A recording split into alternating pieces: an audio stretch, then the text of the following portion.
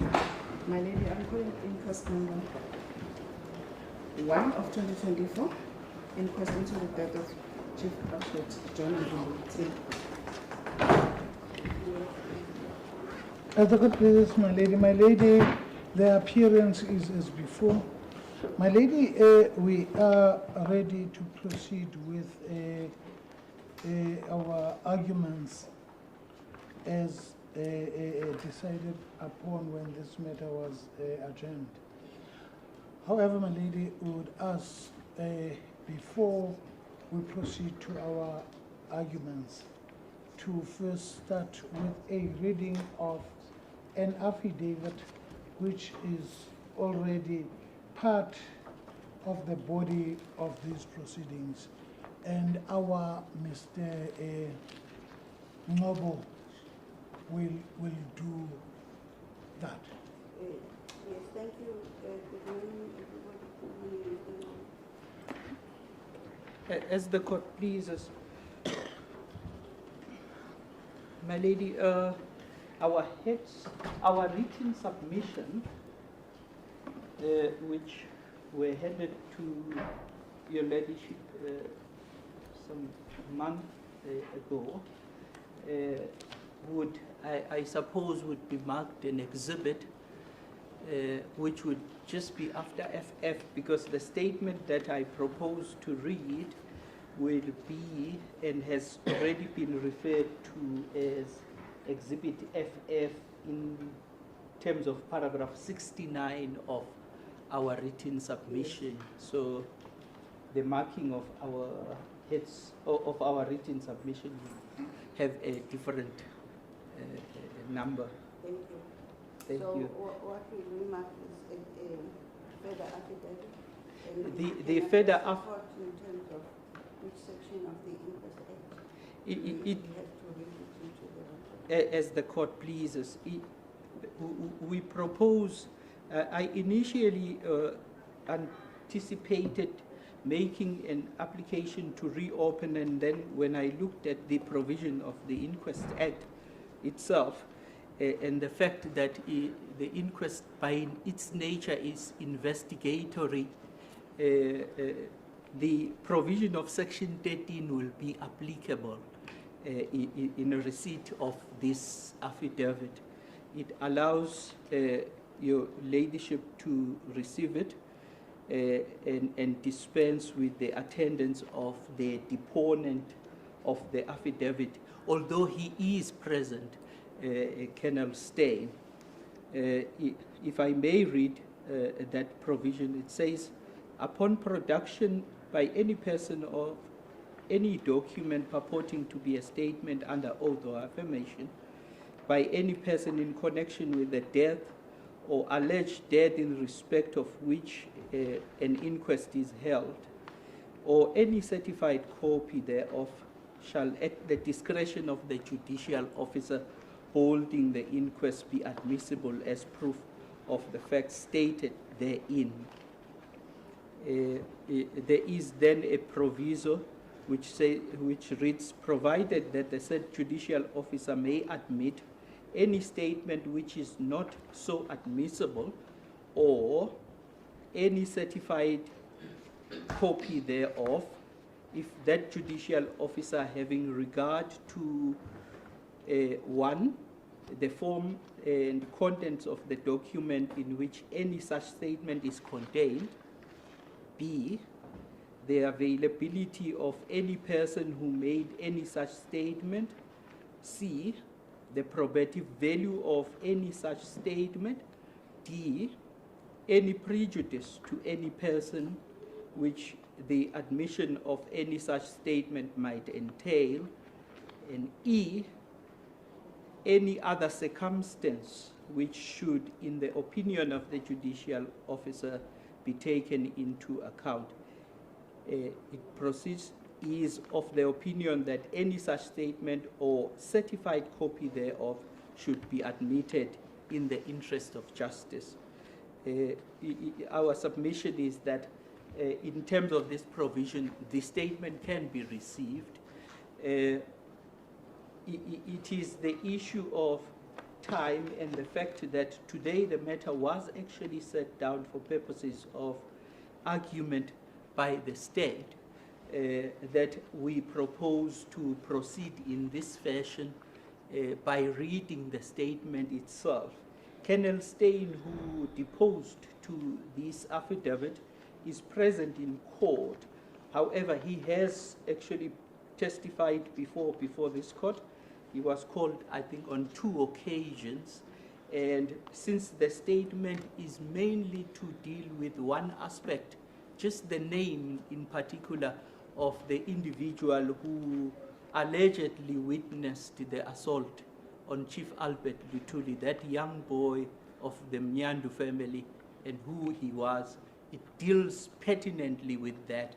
And we propose, therefore, that the reading of the statement will suffice without having to call Colonel Stein. Thank you, Mr. Ngobo. The ruling by the court is that pursuant to the provisions of Section 13 of the Inquest Act, this court allows the receiving of the further affidavit by Lieutenant Colonel Stein, who has previously testified before this court, and also the accompanying photo album that is attached to that statement. And the reasoning behind all this is that it is in the interest of justice that the further statement be admitted, and further that there isn't any need for Lieutenant Colonel Stein to testify under oath, seeing that he has already testified before these inquest proceedings on at least 2 occasions. The statement will be marked as Exhibit F. And the accompanying album will be marked FF1. F1, Thank you. as the court pleases. May I, with the leave of the court, proceed to read the statement into the record? Yes, Mr. Ngobo. As the court pleases. The statement reads thus: Thomas Johannes Adolf Stein declares under oath in English. Paragraph 1, I am an adult white male with identity number 6208 155127080. I am working as a lieutenant colonel in the South African Police Service and is stationed at the Directorate for Priority Crimes Investigations, Serious Organized Crime Investigations, TRC Investigations at number 36 Margaret Mkambi Avenue, Durban, with office telephone number 031 333 8009 and mobile number 082 5560 997. Paragraph 2, on 25 June 2025, I was instructed to continue with the investigation into the death of Chief of Albert John Luthuli, in brackets Kwaduguza Cares 363/11/2024 and SOCI Enquiry 39/06/2021 close brackets.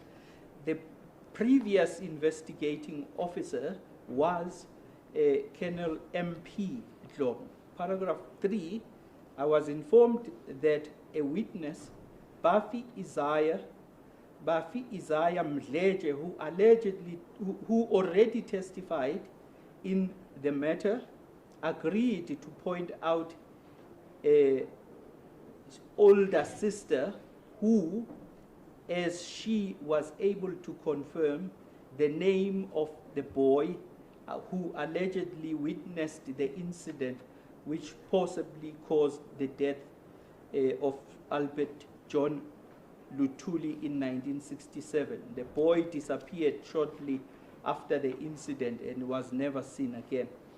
Paragraph 4, on 4 August 2025 at 9:42 in the morning, Mdletshe took me to the house number 861 Tuzuma and introduced me to Cecilia Ncele.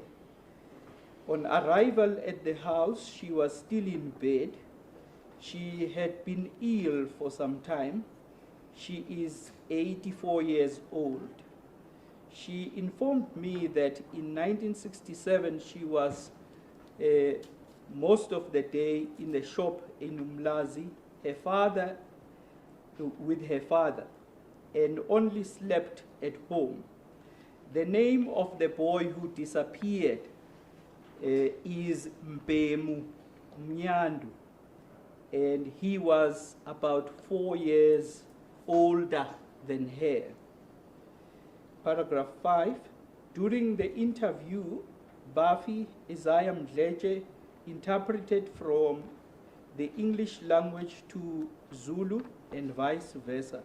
Mrs. Ncele cannot see or hear well and struggles to walk. Bafi Isaiah Mdletshe informed me that he and the other family members do not want her to be involved as a witness in court proceedings as she is ill. Paragraph 6, I took a photo of her identity document, identity card, and 2 photos showing her general appearance with my official cell phone, Galaxy A24, and later compiled a photo album and a key to the photo album. Paragraph 7, I know and understand the contents of the statement. I have no objection to taking the prescribed oath. I consider the prescribed oath to be binding on my conscience. I swear that the contents of the statement are true, so help me God. It is signed by Thomas Johannes Adolf Stein, the colonel, and it is commissioned in Durban on the 27th of August 2025 at 8:45 in the morning by a warrant officer C.J.C. Smith as a commissioner of oath. Attached to it is what has been now marked FF1, which is the photo album, which contains the photographs. Photo 1 indicates the identity card of Cecilia Ncele. Photo 2 and 3 indicates the general appearance of Cecilia Ncele. The key to the photo album is prepared by Lieutenant Colonel T.J.A. Stein after photos were taken on the date at house number 861 at Nduzuma, and this is signed and the photos are indicated and attached here too. The original of the statement has been handed to the court. Yes, The ID number of Mrs. Ncele is as follows: 401170324084. She was born in November 1940. Just repeat that, Mr. Ngolo. It is 4011 Okay. 70324084.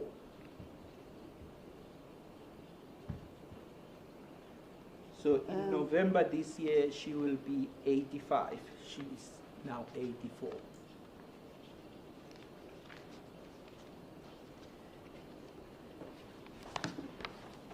I seek leave to have the statement accepted into and to form part of the record of these proceedings.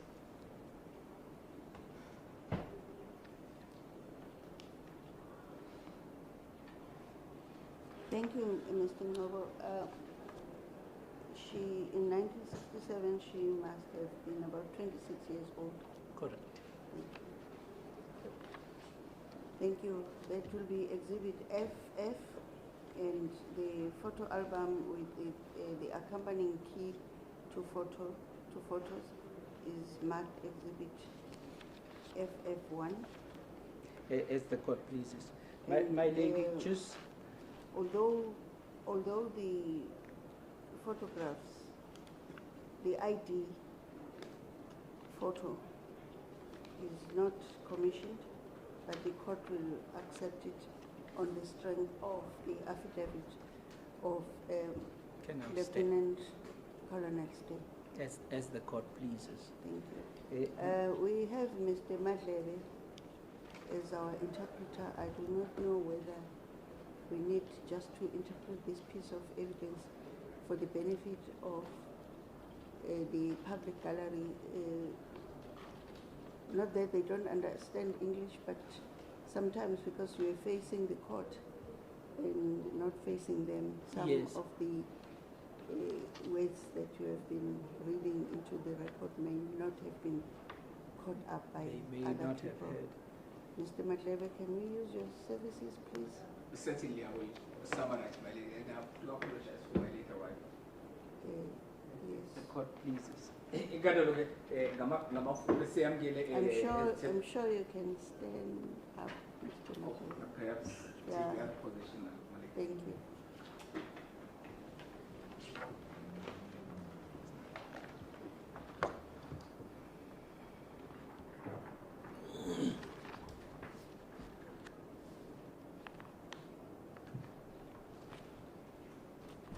Ngamaphuphi-ke umshushisi bekade efundele inkantolo isitatimende esabhaliswa yilowo abeke esiqokelo ekutheni athathe intambo njengomphenyi kulona lolu daba lokudlula emhlabeni wenkosi uLuthuli. Ngamaphuphi lesi sitatimende sabhaliswa yilowo amagama akhe angu-Thomas Johannes Adolf Steyn, nokuyilapho echaza khona ngokuthi emva kokuthi-ke esethabathe iy'ntambo ephenyini kwalo lolu daba kukhona ubufakazi abe eseqoqa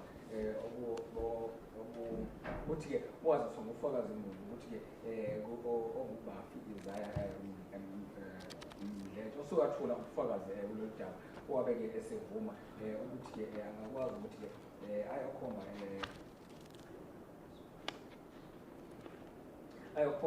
udadewabo ayomkhombisa udadewabo omdala ukuze aqinisekise igama indaba yegama likamfanyana lo ekuthiwa wayekade esibonile isigameko sokushona kwenkosi uLuthuli ngesikhathi esenzeka laphana ngonyaka ka-1967.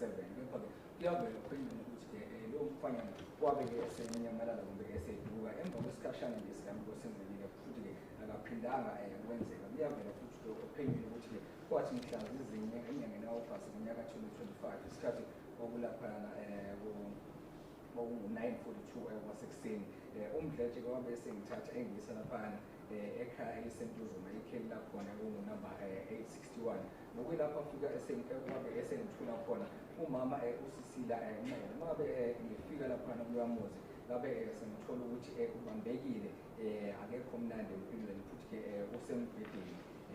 Wabe-ke esengaziswa nanokuthi sekunesikhathi eside ebuthakathaka engaphilile engekho mnandi empilweni, nanokuthi iminyaka yakhe ubudala isingu-84.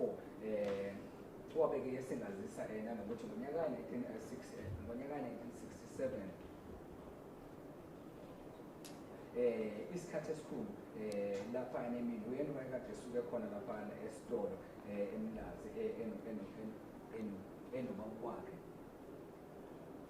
nanokuthi uyena futhi wayekadela lakhona laphana ekhaya, nanokuthi-ke igama lomfanyana lo owanyamalala igama lakhe uMbhemu Mnyando, futhi wayeneminyaka cishe emine ngaleso sikhathi. Ngesikhathi-ke kufanele yona le ngxoxo ubafi Isaiah Mdletshe wayekade etolikelwa ususa elimini lesiNgisi kuyiswa elimini lesiZulu, kuye kususwe kulesiZulu kuyiselwe kulesiNgisi. Uma umncane uwumuntu ongasaboni emehlweni futhi akasakhoni ukuzwa kahle ey'ndlebeni, futhi-ke akakwazi nokuzihambela, ubafi Isaiah Mdletshe wabe esengazisa wangazisa ukuthi bona namanye amalungu omndeni abakuthakaseli abakuthandi ukuthi eze lapha phambi kwale nkantolo azokunikeza ubufakazi. Uyaqhubeka-ke uStay ukuthi-ke ube-ke kwabe-ke esethatha isithombe nokuyilapha ekade eshutha khona ikhadi elumazisi wakhe umama uMkhethe esebenzisa ucingo lakhe lasemthethweni lasesiphoyiseni ehlabule Galaxy A24. Uyaqhubeka-ke nokuyilapha eqinisekisa khona ukuthi uyakhona lokhu kuqukethwe esitatimendeni sakhe uStay futhi-ke akaphikisana nokuthi athathe isifungo esisemthethweni kulona udaba emva kokuthi sibhalisile isitatimende nanokuthi futhi-ke isifungo usibuka ukusibheka njenganento ewubophezelayo unevezwa wakhe emva koloko ube esefungo wabe-ke esefungishwa uStay ukuqinisekisa ukuqotha nokuqiniso baso lesi sitatimende. Inkantolo-ke bese kuthwele ethibeni zayo sona lesi sitatimende sakuStay kanjalo nezithombe ey'tshengisa umazisi wakhe ugogo uMkhethe kanjalo nebhasi layo. Sorry, Mr. Matlebe, I'd like you to go back to paragraph 4. It's not that he was 4 years old, he was 4 years older than her. Thank you, my lady. Kanti-ke ukulungisa laphana iphutha elenzekile esigabeni sesine nokuyilapho umusheke khona ngohlobo oluthi wayekade eneminyaka emine ebudala okusempeleni wayekade emdlula ngeminyaka emine ubudala. Thank you. Thank you, Mr. As the court pleases. My Thank lady. you, Mr. Matlebe. I don't know whether Mr. Matlebe needs to interpret the argument. Normally, it's not interpreted. Normally, it is not interpreted, my lady. Yes. In a normal course, it's No, usually it's fine. the legal Mr. Matlebe, equals you may take exchanging your seat blows. as Thank well. you so much. As the court pleases. My lady, just for completeness, I've just as I was preparing this statement, I was handed a document issued by the Home Affairs Department today, which the investigator obtained this morning. It's dated, today is the 13th of October. It's dated the 30th of October by the Department of Home Affairs. It's a confirmation of the death date of Dr. Jacobus Johannes van Zyl. Yes. If the court will be so amenable, may I, as I'm doing this, hand Hand it this in. Yes, as part certainly. of that other document as well? As- Or maybe a Yes, different, you may hand it in. as the court. We will have to align it with the evidence that pertains to Dr. Steen. Correct. Sorry, To- Dr. Van Zyl. Yes, correct. We can give it a provisional label, Yes. like FF3, Uh, but we, as in due course, we will align it to Or- the particular evidence yes. that pertains to the whereabouts of Dr. Van Dr. Zyl. As the court I think pleases. we do have Evidence. some evidence pertaining to these different doctors. Yes, But correct. for now, we will accept it as exhibit FF3, As the court, FF2. as the court pleases. Thank you. If I may hand it, there was evidence handed to, testified to the effect that Dr. Van Zyl is deceased. Yes. However, it was based on other investigations, but now at least there is something from the Home Affairs Department indicating the date of death. Yes, it is put into the record by virtue of the same section 13 of the Inquest Act as FF2. As the court pleases. Inkantolo iyaqhubeka futhi iyamukela futhi iyetha njengobufakazi phecelezi njengozibithi u-FF2 ukuthi-ke umshushisi leli khasi adlulisele ethebeza le nkantolo ikhasi lokufakazi liqinisekisayo livele laphana emnyangweni wokendaba zabantu phecelezi wa-Home Affairs eliqinisekisayo i-date ashona ngayo udokotela uFanzile. Kuyavela ukuthi ubufakazi obethulwe bevele kudalile ukuthi usadlule emhlabeni kuphela isiqinisekiso esivela emnyangweni wakandaba zabantu besikhathi esingekho isona-ke sesethulelwe inkantolo bese ivumelana futhi nomshushisi ukuthi njengoba-ke njengamanje sekufika esigabeni lapho kuzokwenziwa khona izethulo zokugcina ukuthi ekutheni inkantolo igqugquzele ekutheni mayikhiphe siphi isinqumo mayelana nalolu daba. Leso sigaba ngokujwayelekile emacaleni siye singahunyushwa kumbe singatoliwa bese ivuma-ke inkantolo ukuthi lesi sigaba la umshushisi benza khona izethulo zokugcina leyo ngxenye yona ayizokuhunyushwa ngenxa yokuthi vele izinto inkantolo eyayithinte kuzona ngokujwayelekile vele uma ngabe seyinikeza isinqumo sayo ziyaye zivele kulesinqumo senkantolo. Mr. Ngobe, also for the sake of completeness, Yes. it records that he died, Dr. Fansale died on the 21st of December 2014. Correct. Yes. Kanti-ke lela khasi liyavela ukuthi usuku adlula ngalo emhlabeni udokotela uFanzile ongumhla wama-20 enyangeni kaZibandlela December 2014. Thank you. My lady, maybe just for completeness again, then that would be the close of the case, Thank you. as the court pleases. Advocate Because Dunya of will, the evidence yes, by the prosecution, prosecution team. as the court pleases. Advocate Dunya will outline how we will go about presenting the evidence. May I hand to him? Thank you. Advocate Dunya. As the court pleases, my lady. My lady, before we could even commence with addressing this honorable court, I would ask to start by acknowledging the witnesses who came before this court and gave evidence. But my lady, I would like to, in particular,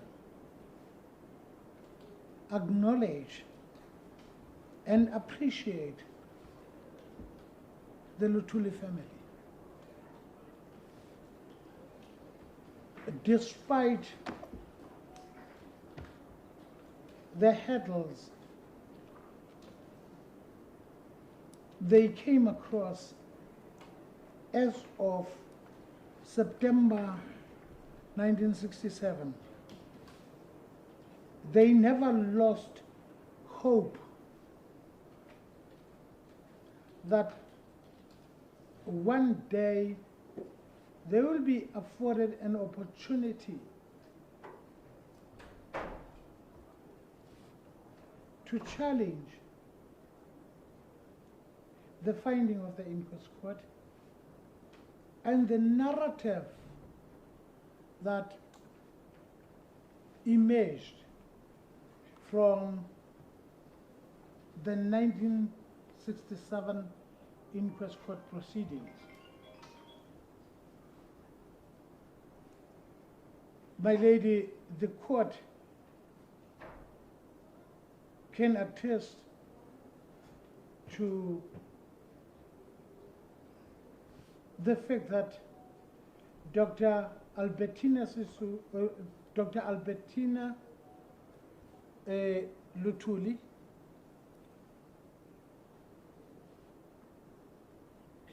was of advanced age when she had to testify, but she showed excellence in her recollection and her desire to have the issue of the death of his father dealt with and laid to rest. By the same token, my lady, I wish to acknowledge the persons of the Honorable Jeffrey Tamzana Hadebe, who was one of the persons who raised his hand when the prosecution was seeking to understand the role of Chief Albert Luthuli within the liberation movement. As we acknowledge the work of the members of the Directorate of Priority Crimes, starting with the previous investigators, your Captain Khamanyane, Colonel Montle, who at a time when we were at crossroads, they went above the call of duty in tracing, amongst others, the locomotive which was presented as evidence, and also securing experts who assisted during these proceedings, experts like Warrant Officer Badges and Sunet Nell. And my lady, I want to remind the court what they had to say of the inroads they had to make to get those witnesses when procuring services of private experts proved difficult, where they had to conduct consults with the members of the crime scene management unit, so as to ensure that the expertise that could not be secured privately are found within the South African Police Service. My lady, I will be doing a disservice if I were not to acknowledge Leslie Labaskachne, who at no cost to the state was willing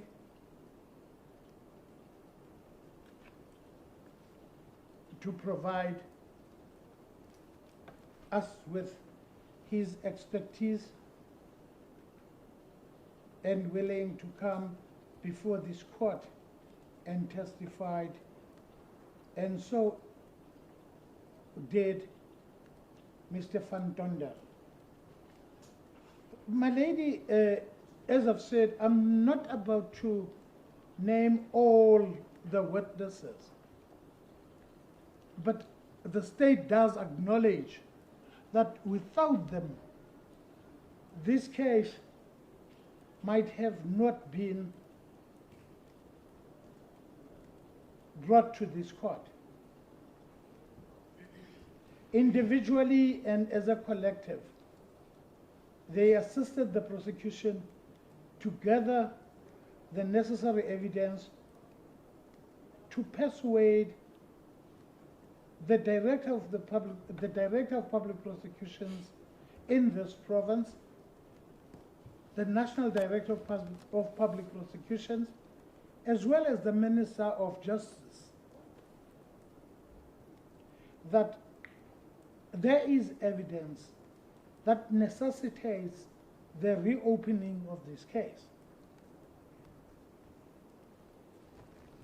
My lady, we will deal with that evidence as we proceed from today onwards.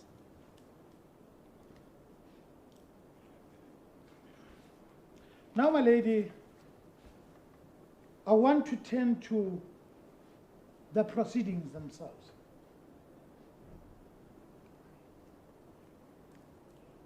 Mr. Dunya, if you can indicate when you want to take an interval. My lady, we may, because now I'm about to start addressing court on the merits of the case. Yes, I think then we can take a 30 minutes adjournment. As the court please. Then we will then delve into the proceedings themselves. As the court please. Let's adjourn. Alright.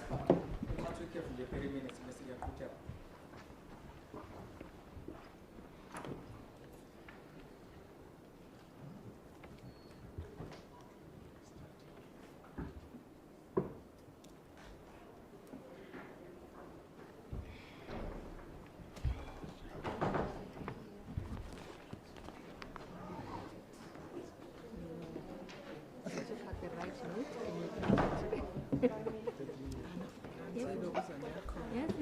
Ngicabanga ukuthi i-exhibit list ngiyakhumbula uyi-printed out.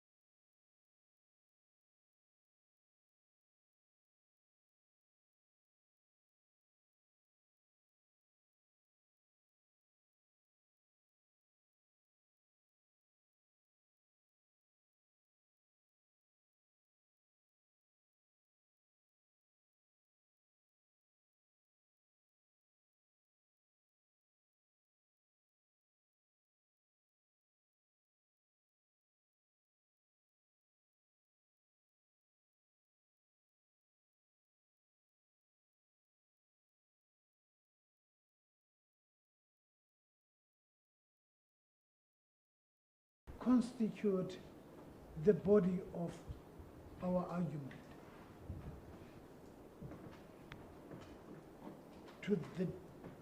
Today and the days to follow, the state is not necessarily to repeat its heads of arguments that have been filed with the court, but rather to deal with certain aspects of this case which might not necessarily be covered in our heads of argument. I'll briefly give this court a breakdown of the issues that are going to be covered by my colleagues during the course of our address. We are to look at the effects of apartheid as an institutionalized practice. We will do that as it is relevant in these proceedings. We're further to look at the narrative that found its way from the judgment of the initial inquest court.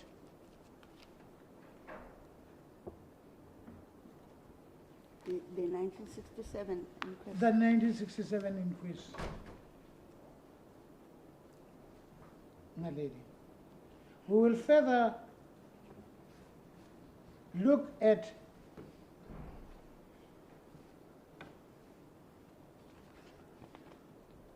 the modus operandi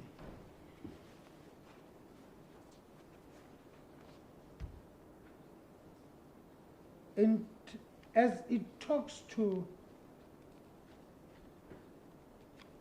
the elimination of political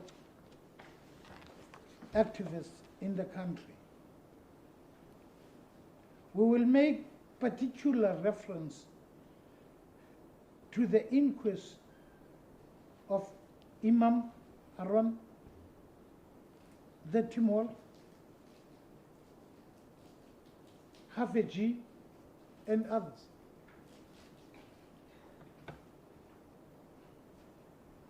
We will have, unfortunately, to look at apartheid as a crime against humanity, as well as other crimes that might have been committed against Chief Albert Luthuli, and those that we would submit ought to be found responsible for his death.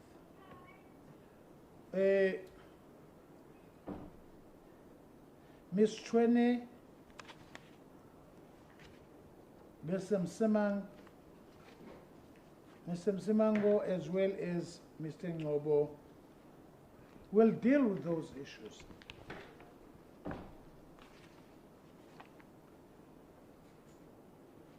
As I will once more deal with the prayers as contained in our heads after they have addressed the court. Having said that, my lady, I want to take this court and track back to the beginning of these proceedings. That was on the 14th of April this year, when giving effect to an instruction from the then Minister of Justice and Correctional Services, Ronald Ozilamola. This court declared reopened the inquest into the death of Albert John Mvumbi Luthuli. This was a process after the National Director of Public Prosecutions had approached the minister with submissions based on fact and evidence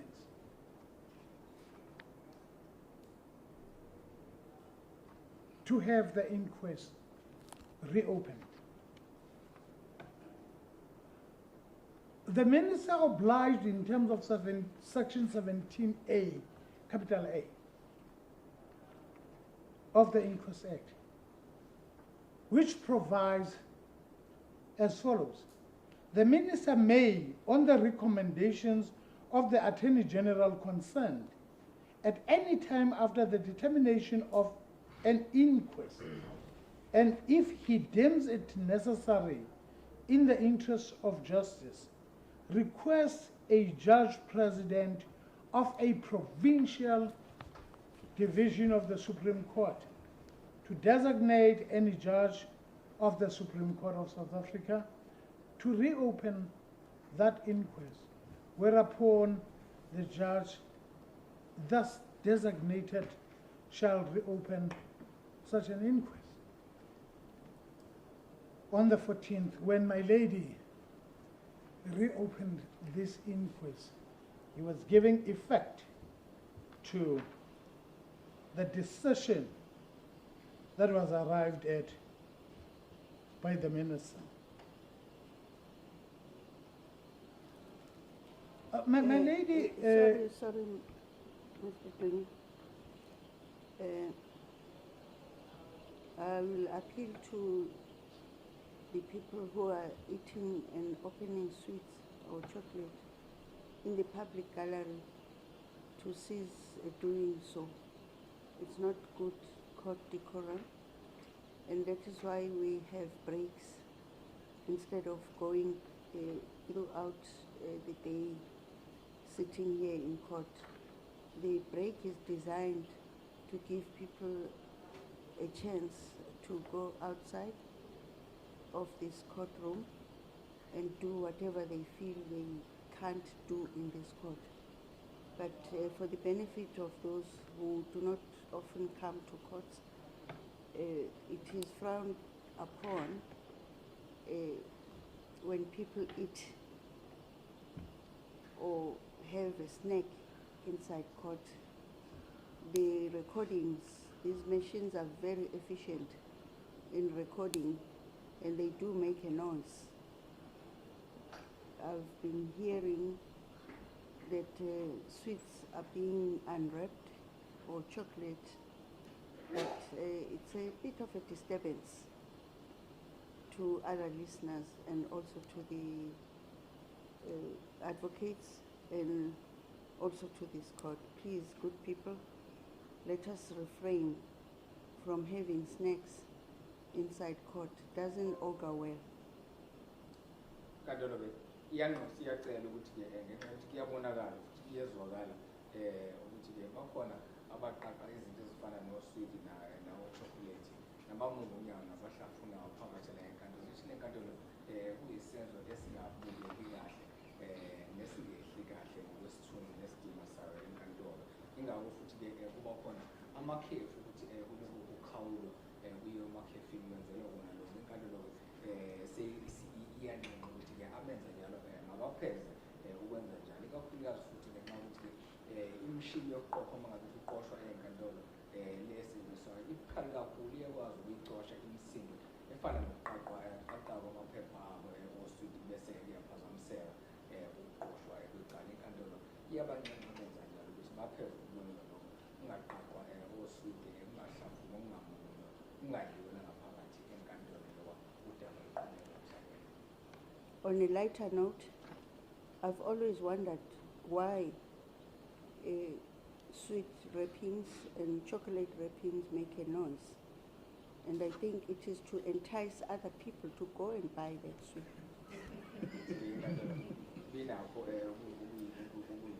ngokwehlalo inkantolo binakho ukuyibuza ukuthi oswidi laba basongelwane siyabona ngenkathi ukuthi hayi basongwa amabomu benzela bona ukuthi lesikhathi umakhelwane eyoqanda abese yezwa umakhelwane ukuthi awunanga umuntu yoqanda bese naye aba nalo nje sekele ukuthi naye uzithengela ngokwakhe inkantolo iyabona nje basongelwane labo swidi namakhelwane.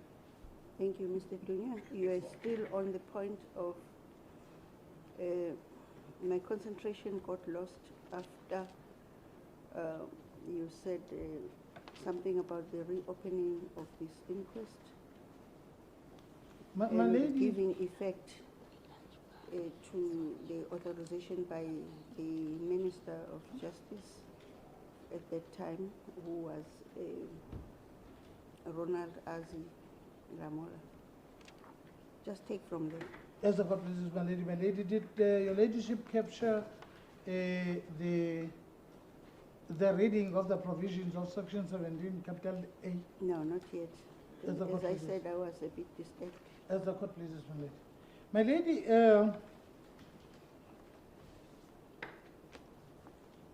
Minister Lamola was acting within the scope of the provisions of section 17, capital A, which provides that the minister may, on recommendations of the Attorney General concerned, at any time after the determination of an inquest, and if he deems it necessary in the interest of justice, request a judge president of a provincial division of the Supreme Court to designate any judge of the Supreme Court of South Africa to reopen that inquest, whereupon the judge that's designated shall reopen such inquest. Thank you. This is what was empowering the minister to do as he did. But, my lady, the minister does not just thumbsuck and act according to the provisions of section 17, capital A. The minister needs to be provided with evidence that shows that it is in the interest of justice for him to exercise the discretion that he has in terms of section 17, capital A of the Inquest Act. My lady, in providing such evidence, the prosecution dealt with the issues that are contained in our heads at paragraph 11, page 3. These are the issues which, as the prosecution, we had to address both to our national director, because the national director, as well as the director of public prosecutions and the minister, those three bodies need to be convinced that there is a case that requires the reopening. And we had to look at whether there exists evidence which was not presented before the initial inquest, necessitating that the court make a fresh finding in terms of section 17A subsection 3, read with section 16, subsection 2 of the Inquest Act of 1958, of Act 58 of 1959, I beg your pardon, my lady. Thank you. We had to look at that evidence, and I submit that the very question which we had answered to the persons that I've referred to is the same question that is before this honorable court to answer. Whether indeed the prosecution has presented evidence which was not part of the body of record of the 1967 inquest. And I submit, as this issue will be dealt with more in detail by one of my colleagues, that yes, we have presented to this court scientific evidence which dealt with whether it could be said that the inquest, the initial inquest, had an opportunity to look at the evidence of Labatskachne, evidence of Van Tonder, as well as the evidence of Dr. Nzele, which then we dealt with those. But we are saying to this court, is this court agreeable? Is this court confirming that such evidence was not part of the initial inquest proceedings? My lady, again, when we dealt with the authorization that we sought from the Honorable Minister Lamola,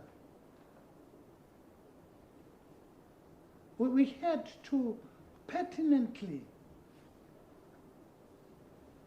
deal with the question of the prescripts of the Inquest Act.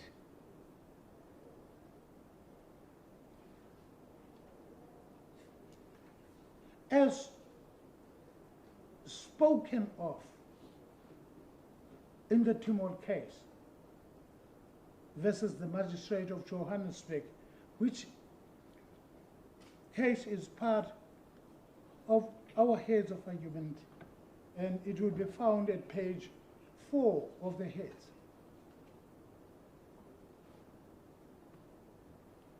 The Timor court had this to say,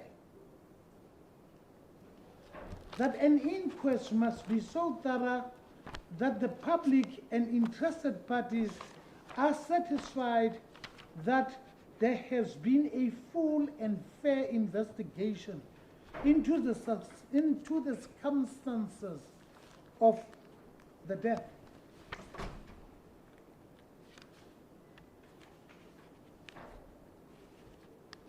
My lady, as the court heard the evidence of the family, amongst others, as well as the evidence of the organization that Chief Albert Luthuli led, echoing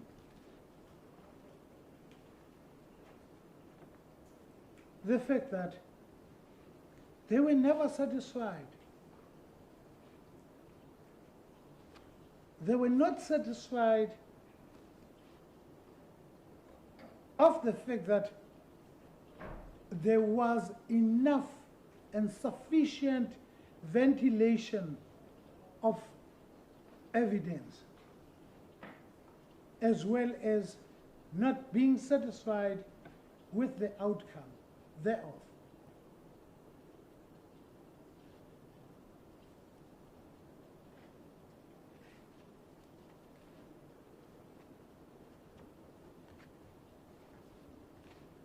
We, again, as we are asking this court whether the court was presented with sufficient evidence to make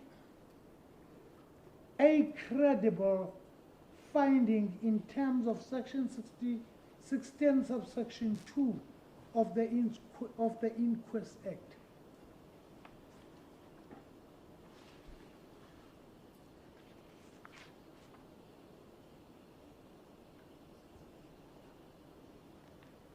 Whether there was sufficient evidence to anchor the finding of a train accident.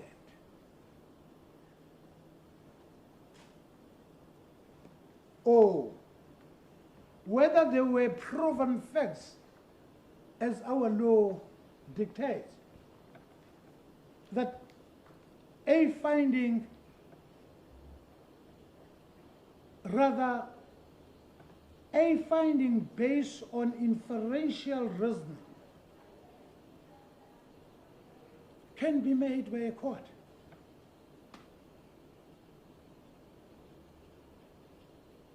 But the inferential reasoning ought to be based on proven facts.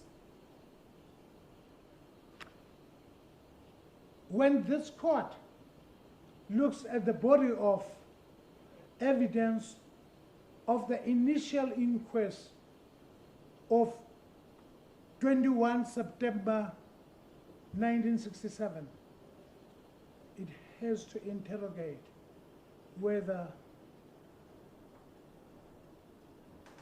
it had sufficient evidence to draw an inference.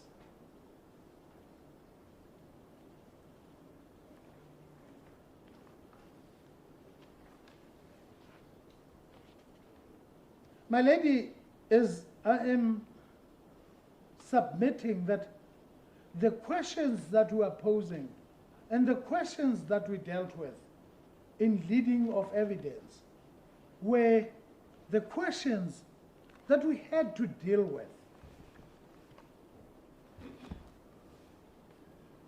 Seeking authorization,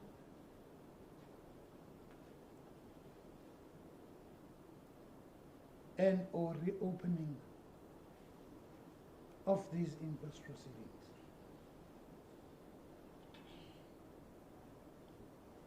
My lady, I want to remind us and ask us to remind ourselves of what these proceedings are, of what an inquest is.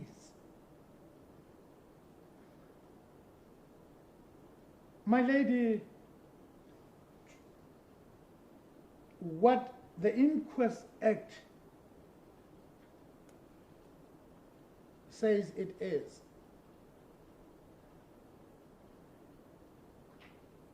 is equally found in our jurisprudence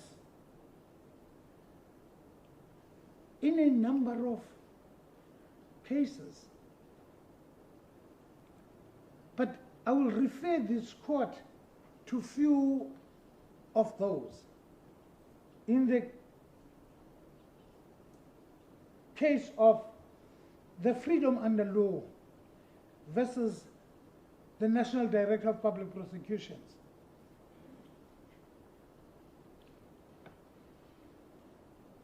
the court has this to say about an inquest. An inquest is an Sorry, investigation. the citation? My lady, it's 2014. 2014, just a minute, my lady. I'll find the full citation. Okay, it's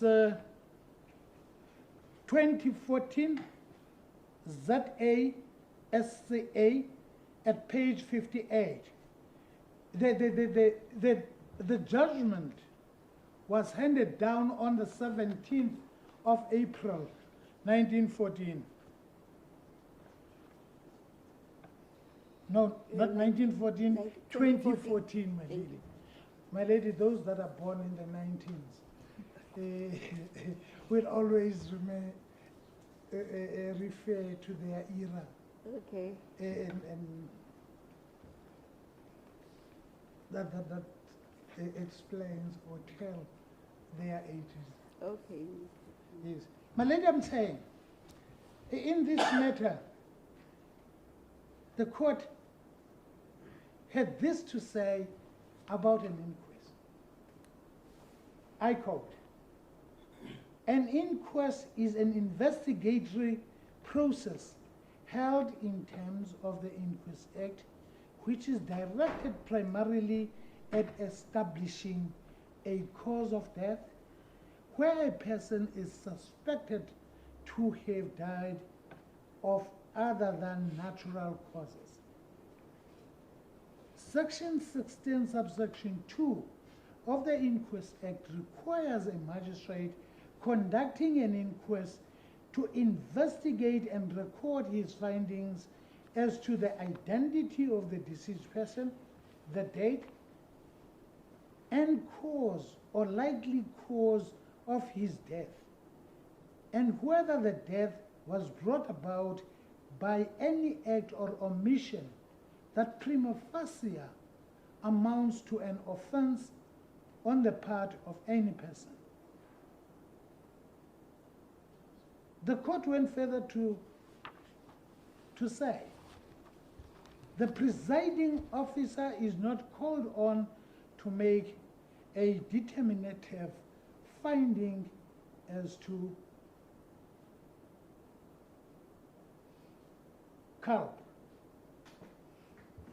culpability.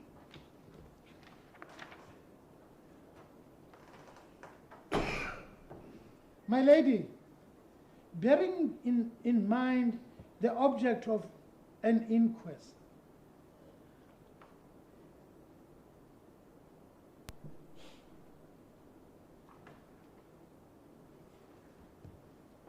I can only submit that the test that is employed during inquest proceedings is not that of beyond reasonable doubt. It is a less stringent one.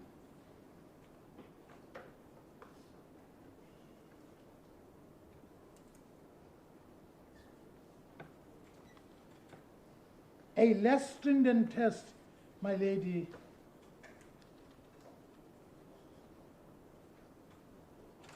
should be based equally on facts and evidence, and it has to show if there is prima facie evidence that points to the fact that needs to be determined, including a determination whether there is a person to be held responsible for the death of the deceased.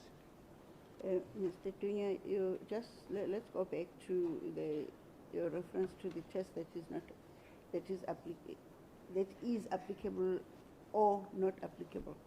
You say My it's lady- not beyond reasonable doubt. What would your submission be on the other test of a balance of probabilities? My lady, the balance of probabilities does apply. It is a less stringent test than beyond reasonable doubt.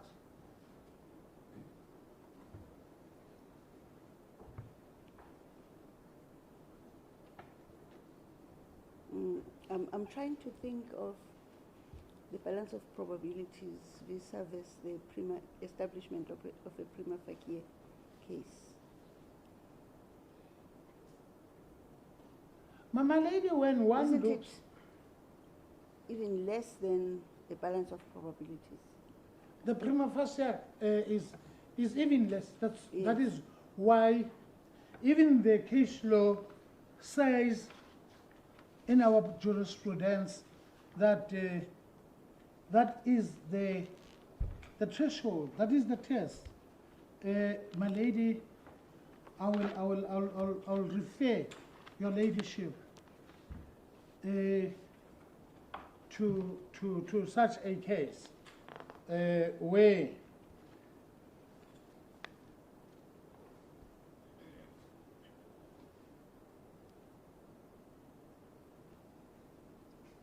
may the court bear with me for a second.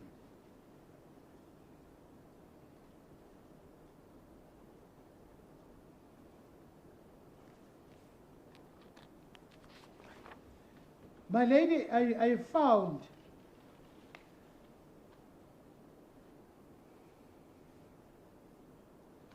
in the both in the matter of the inquest into the life at SABC, that inquest is inquest number 1001/21 brackets 2024 ZAG capital PPHC at page 667, handed down on the 10th of July 2024.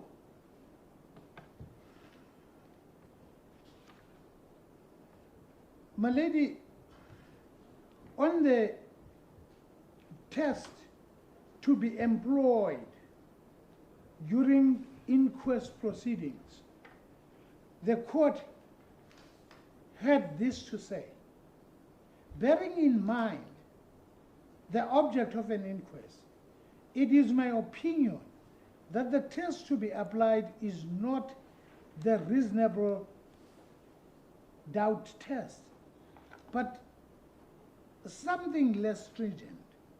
In my opinion, the test envisaged by the Inquest Act is whether the judicial officer holding the inquest is of the opinion that there is evidence which may, at a subsequent criminal trial, be held to be credible and acceptable, and which, if acceptable, could prove that the death of the deceased was brought about by any act or omission which involves or amounts to the commission of a criminal offense on the part of some person or persons.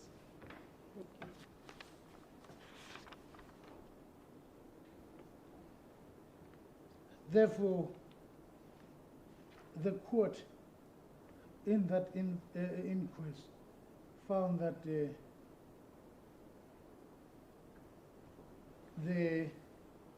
beyond reasonable doubt test can find no application.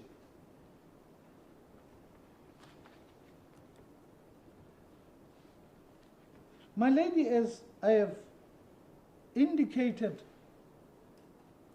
earlier on, that the purpose of an inquest and what is expected of an inquest court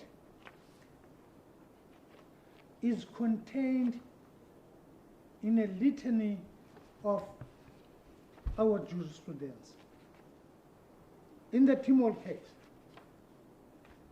Timol and another versus the magistrate Johannesburg and another 1972 subsection,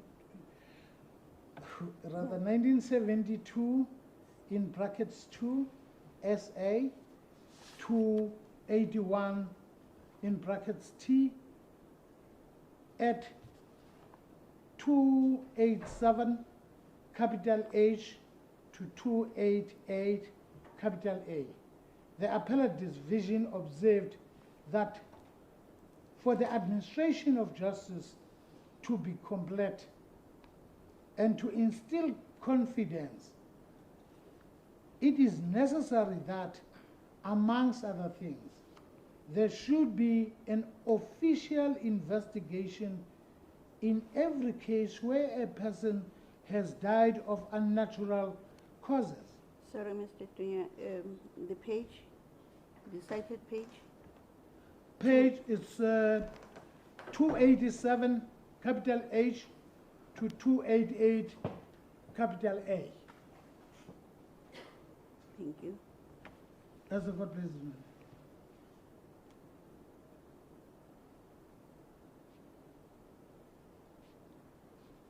My lady, the court was looking at putting it explicitly what the inquest proceedings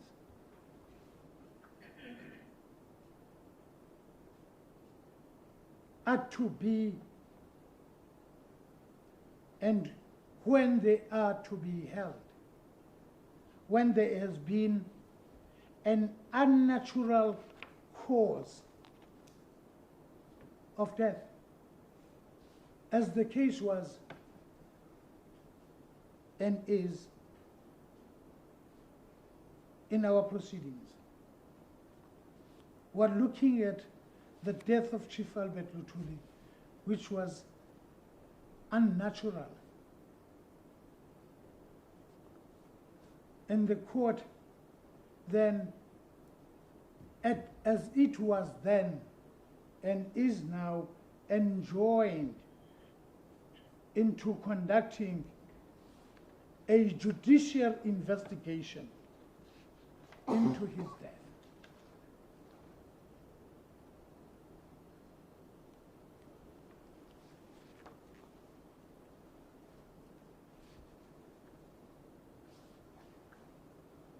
My lady, in the matter of Tilly versus Additional Magistrate Cape Town, which is a 1988 volume 4 SA at page 769, capital C at page 775, capital G. It was said, an inquest is not aimed at proving anyone's guilt, but it is most certainly aimed at ensuring that, if possible, where guilt exists, it will not remain hidden.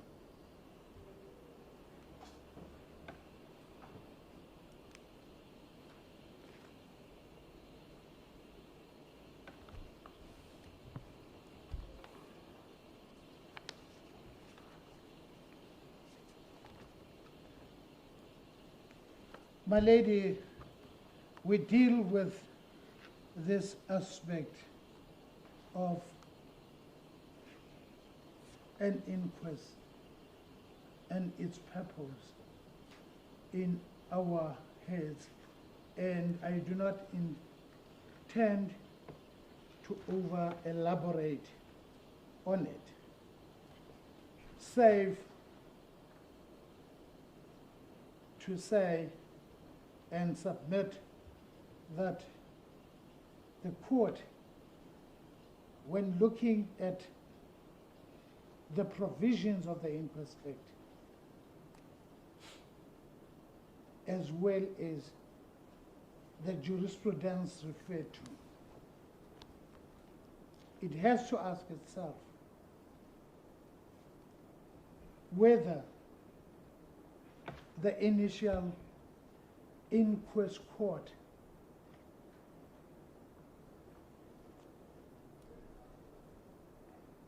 did discharge the duty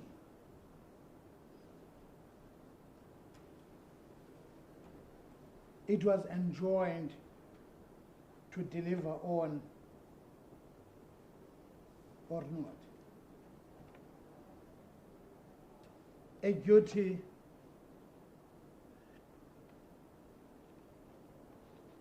to ensure that a proper investigation, a full investigation into the death of Chief Albert Luthuli was done or not. Whether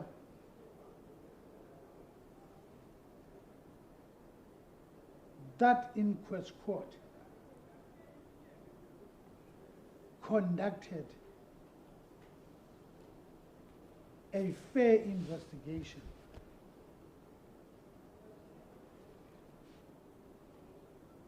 that would be acceptable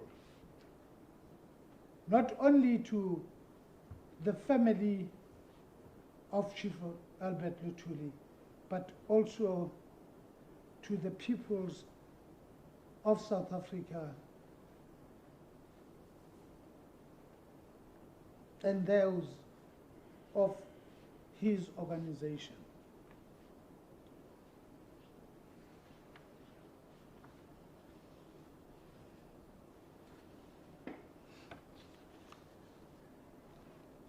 My lady, without again overstretching the points and or submissions made in our heads of argument,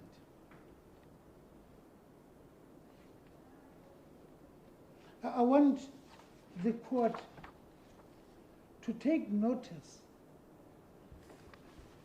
of the fact that in our heads, in trying to find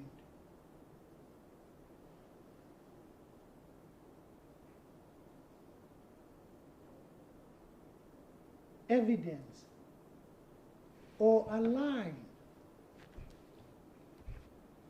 the finding of the 1967 Inquest Court to evidence,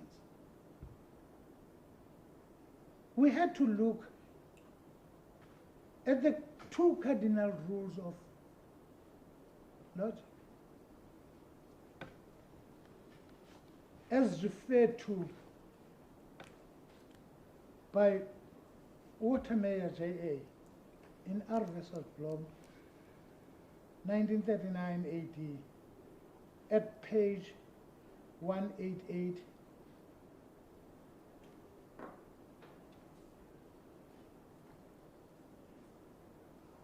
more particularly at page 202 to 203, where the court said that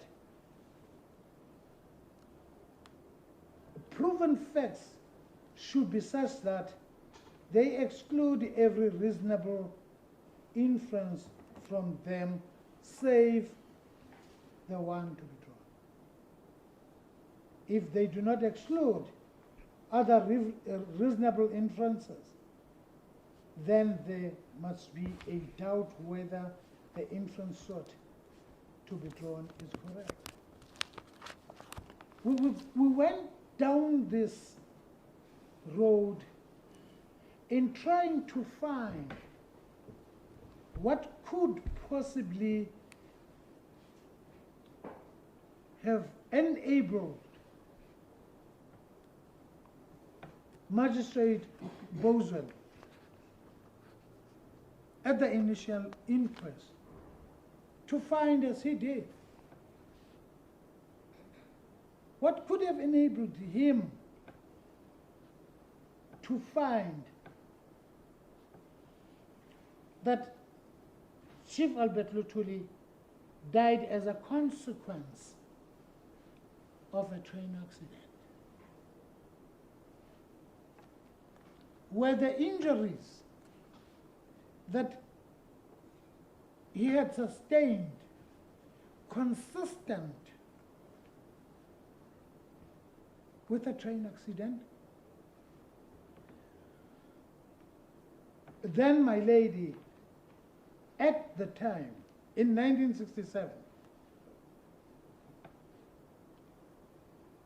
there was no scientific evidence presented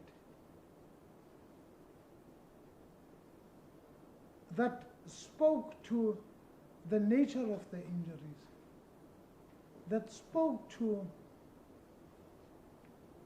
an accident train and what it could do and not do.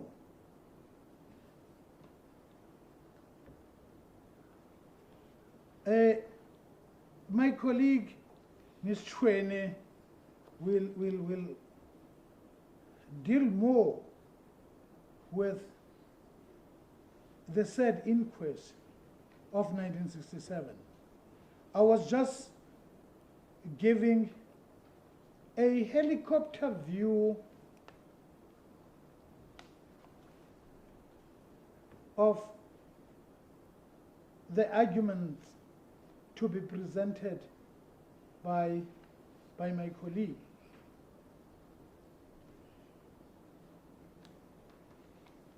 My lady, we will argue and make submissions that the treatment that was meted out to Chief Albert Luthuli, as Dr. Ntsele has testified, was below standard.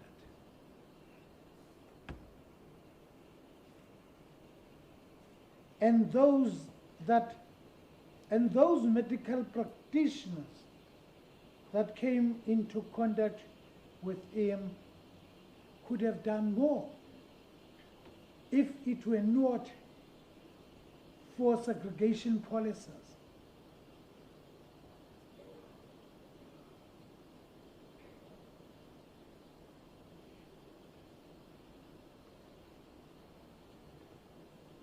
My lady,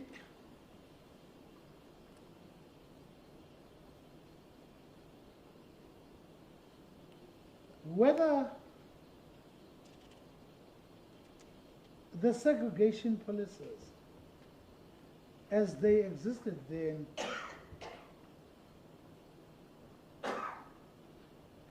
meant that the life of those that were considered enemies of the state was of lesser value.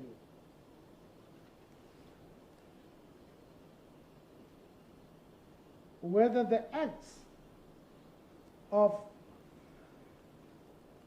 the medical practitioners were not amounting to an assist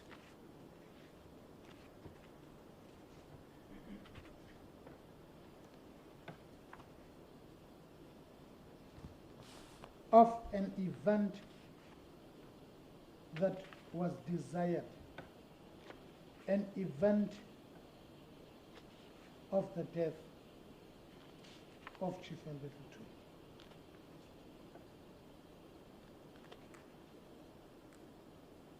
But like I'm saying this, because you would find again in our heads, we were saying to this court, when one looks at one of the key medical practitioners who attended to Chief Albert Luthuli, that being Dr. Jacobus James Fanze, who was a medical practitioner, district surgeon, who later on became the mayor of Stanger.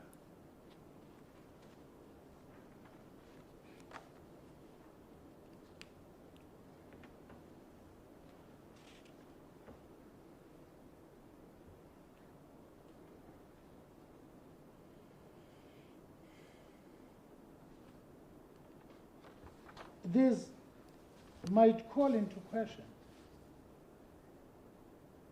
whether professionals in the employ of the state were apolitical or not. Whether medical practitioners, district surgeons,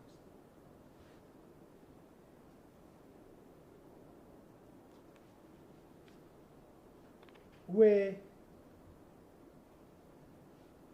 part of a system to fight those considered as enemies of the state. Mr. Msimango will dig deep into that so that we might be wiser than we were of the role that was played by the civil servants in ensuring that apartheid is implemented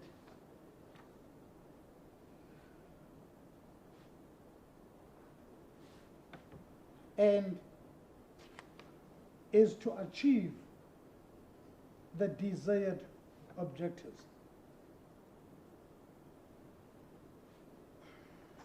Yes, my lady, as I'm about to hand over to my colleagues, I wish to concede that, like in the inquest of Timor, like in the inquest of Hafeji, like in many more inquests that are still pending before our courts, families, the peoples of this country had to wait.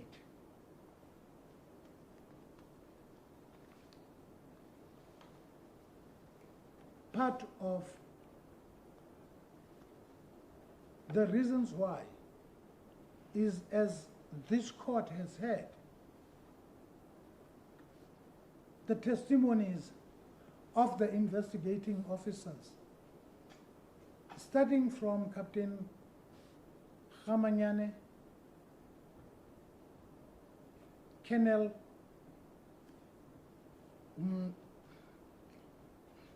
Montle, Lieutenant Captain Stein, that documents have been destroyed. Evidence has been destroyed.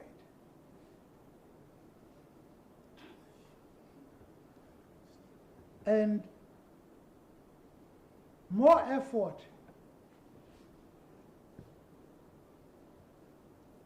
at a great loss of time has to be put into investigations.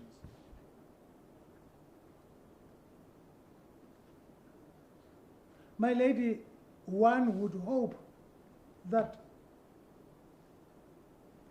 evidence and or documents that deals with deaths in detentions would be easier to be found than any investigation. That is why the likes of Mr. Labaskachne are commended for providing their resources in this matter, for them availing their locomotives to be a subject of these proceedings. That is why the likes of Warrant Officer Burgess and Sunel are acknowledged for the reconstruction of the scene.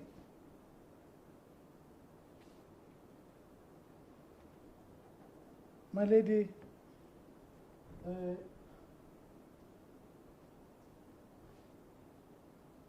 if the court,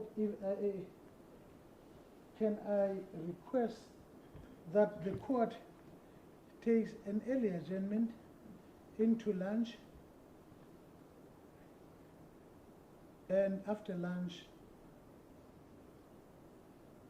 Ms. Twene will take over from you. Thank you. At this point in time, are you done now? So Ms. Twene will commence after lunch. My lady, Ms. Twene will commence. Okay. Will commence after lunch. Thank you. We'll take a lunch adjournment. We'll resume at 2:15.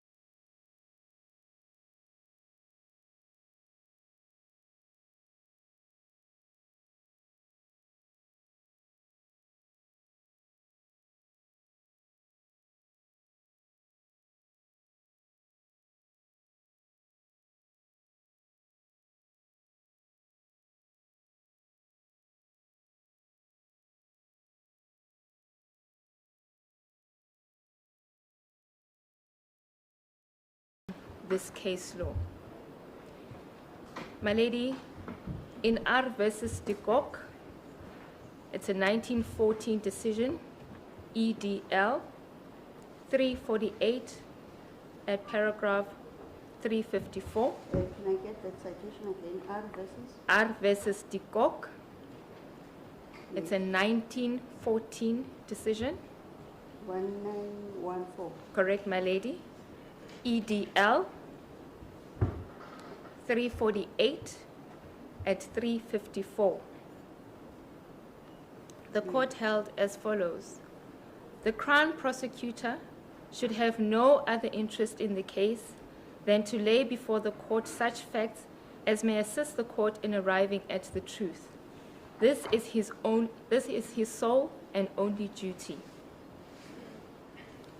The next case is R versus Rickert. It's a 1954 decision, volume 4, SA 254, in brackets, SWA at 261F. The court held as follows. The public prosecutor does not only represent the interest of the Crown, but he also has a duty towards the accused to see that an innocent person be not convicted. Thus, it is his duty to disclose, in certain circumstances, facts harmful to his own case. The next decision is S versus, I'll spell it out, my lady, TAKAENDESA. I'm not sure of the pronunciation. Yes. And it is a 1972 decision, volume 4, SA 72, in brackets, RAD at 74F to G. The court held as follows. If the prosecutor had been aware of the true facts and concealed them from the court, he would have been guilty of a gross dereliction of duty and one that could only be strongly condemned. And the last case, my lady, is S versus Chokugudza. I think it's Chokugudza. It's CHOGUGUDZA.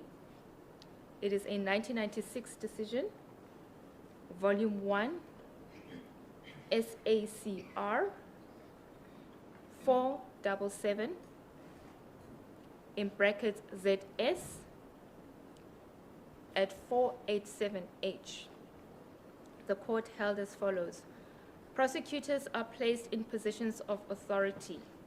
It is their duty to ensure that accused persons are dealt with properly and in accordance with the law.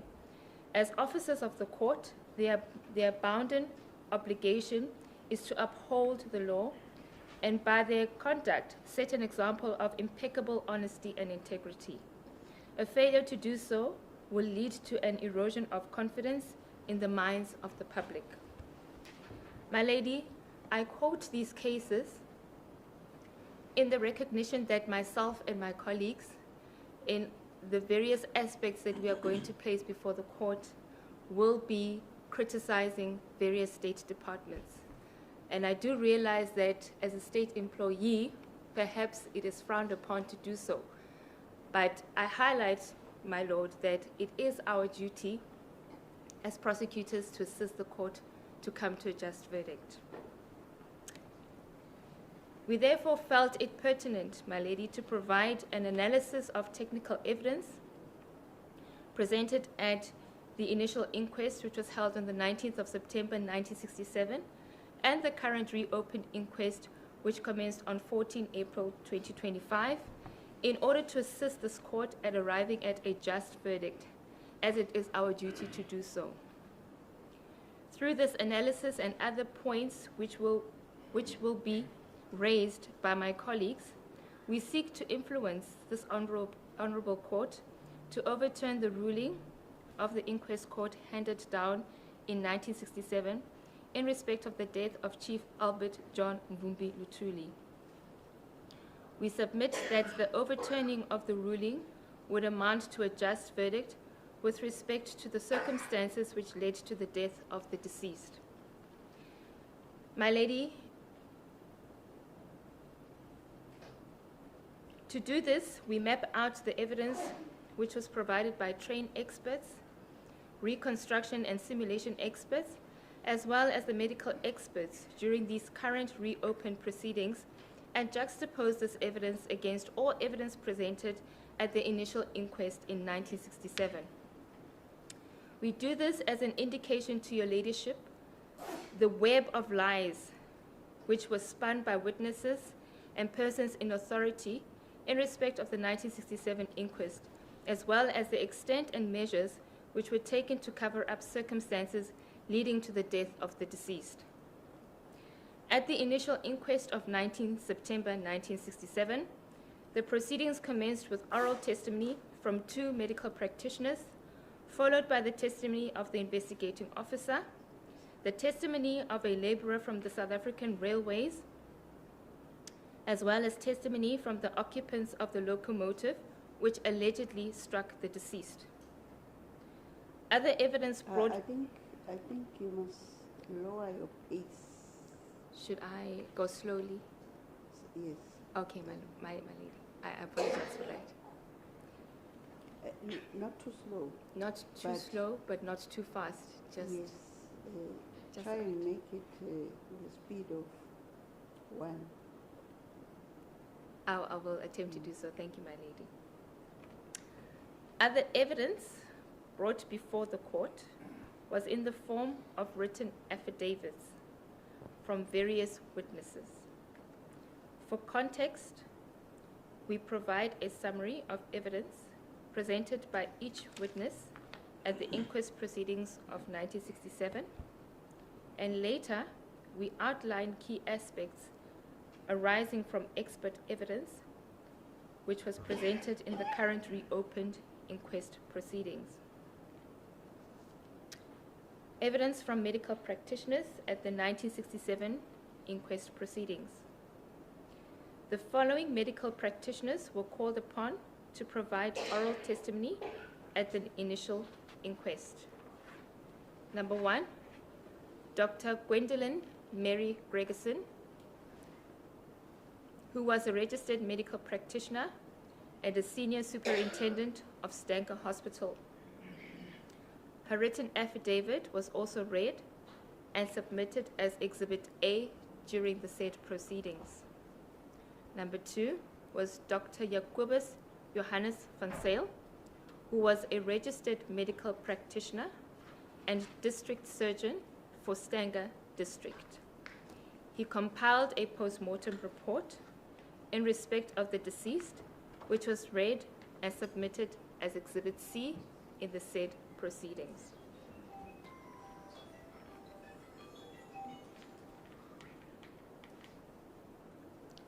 The other doctor, Dr. Mauritius Johannes Hubert, a neurosurgeon from Durban, who is said to have made medical findings in respect of the deceased, was not called to testify. However, his affidavit was submitted as Exhibit B in the said proceedings. For ease of reference, my lady, the inquest record of 1967 was marked as Exhibit D, which was Volume B.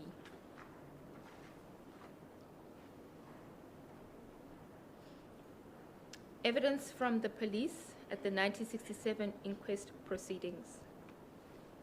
Detective Sergeant Charles Barend Petrus Lewis from the South African Rail Police in Durban gave oral evidence at the initial inquest. He presented himself as the investigating officer of the case. During the proceedings, the record indicates that his written statement was read, handed in, and marked as Exhibit D in the said proceedings. Other documents which he compiled were also handed in.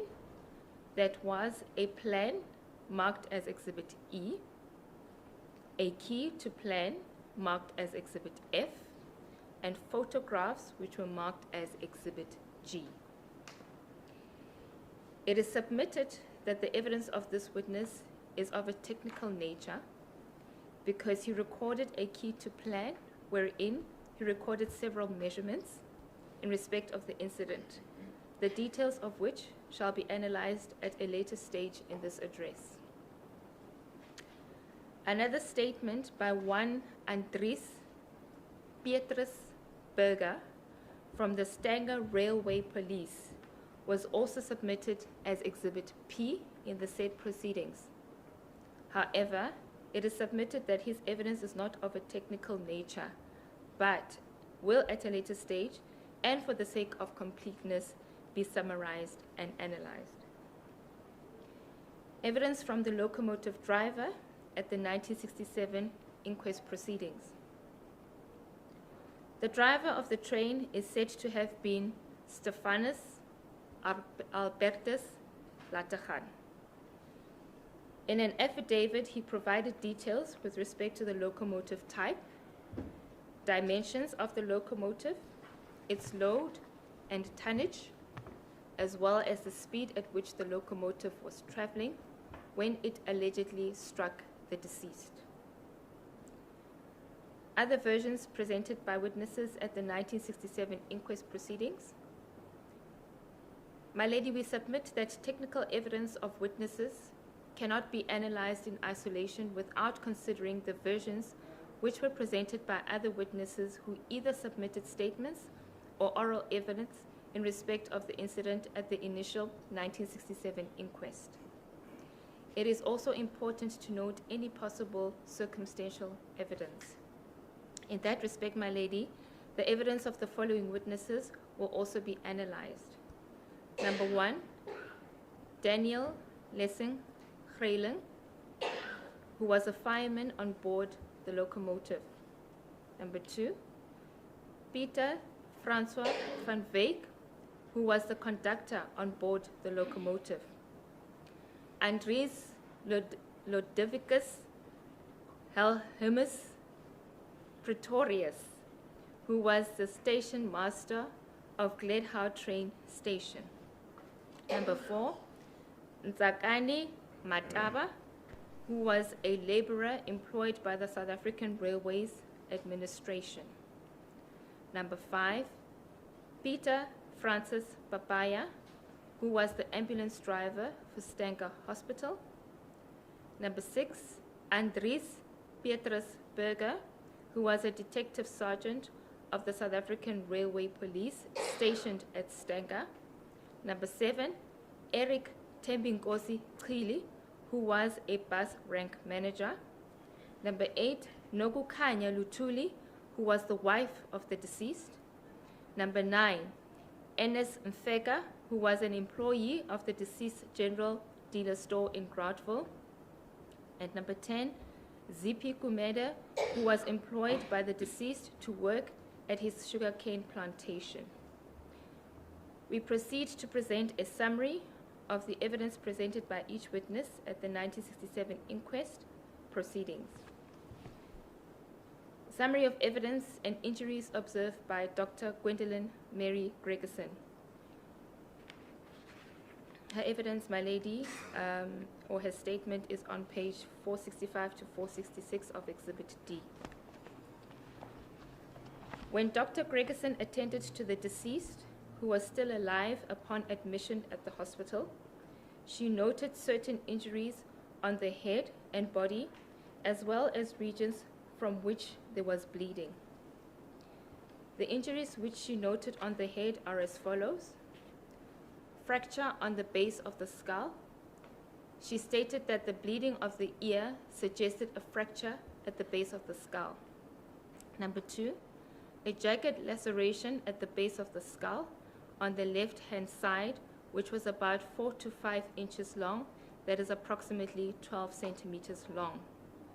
Number 3, a 3-inch, approximately 7 centimeters long, laceration on the center of the occiput. Number 4, an abrasion on the right parietal region. And number 5, a laceration of an inch, which is approximately 2.5 centimeters long, on the same right parietal region. The injuries which she noted on the body of the deceased was fractured ribs on both sides, a fractured left elbow, a fractured left hand, and a laceration on the right lower leg. However, the length of the laceration was not provided. And the summary of the bleeding which she observed: number 1 was bleeding from the right ear, and number 2 was bleeding from head injuries. Dr. Gregerson also noted the condition of the clothing, and she stated that it was torn and dirty. Medical journals define a fracture as a break or crack in the bone, whilst a laceration is defined as a wound caused by a tear or cut in the skin or other soft tissue. Abrasions are defined as a type of open wound caused by the skin rubbing against a rough surface. Therefore, my lady, according to Dr. Gregerson, the total injuries on the head which she observed were 3 lacerations and 1 skull fracture at the base. On the body, she noticed fractures on both sides of the rib and 2 fractures on the left upper limb, namely the hand and elbow. There was 1 laceration on the right lower leg. According to Dr. Gregerson, there were no signs of the body having been dragged. Medical treatment that was given to the patient included blood transfusion and oxygen. The patient was also given a cardiac stimulant, and his wounds were sutured, that means stitched. X-rays were also taken from the patient.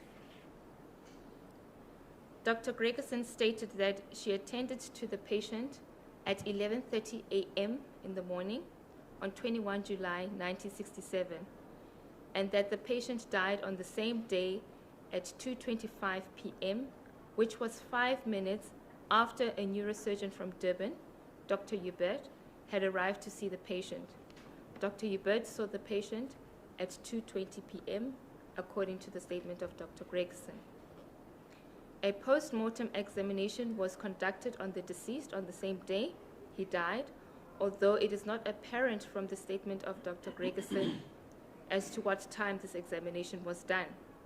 She confirmed that she was present when the said post-mortem examination was conducted by Dr. J.J. van Zyl, whom she described as the district surgeon of Stanger, and that she identified the body to van Zyl as that of Chief Luthuli. On 24 July 1967, she was at Stanger Mortuary, where a second identification of the body of the deceased was done by Mr. S.A. Latachan, whom she described as the driver of the train that struck the deceased on the morning of 21 July 1967. Summary of evidence and injuries that were observed by Dr. Jacobus Johannes van Zyl. His statement is on pages 468 to 471 of Exhibit D, my lady. He states that on 21 July 1967 at 4 p.m., he conducted a post-mortem examination on the body of Chief Luthuli. He testified that the deceased sustained multiple injuries which were caused by him being struck with a very heavy object. He further testified that he noted 2 lacerations on the head, 1 on top and 1 at the back. Dr. van Zyl noted the following injuries on the deceased's head. Number 1, fracture of the base of the skull based on blood oozing from the right ear. Number 2, multiple lacerations on the skull, which were sutured.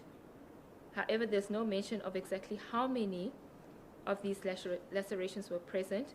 Neither is there a mention of how deep or what the lengths of these lacerations were. Dr. van Zyl noted the following injuries on the body. Number 1, fracture of both the left and right ribs. Number 2, fracture of the ulnar proximal end. Number 3, multiple bruises on the left and right hand dorsal aspect. Number 4, laceration on the right shin. Number 5, puncture mark on the right cubital vein caused by an IV drip.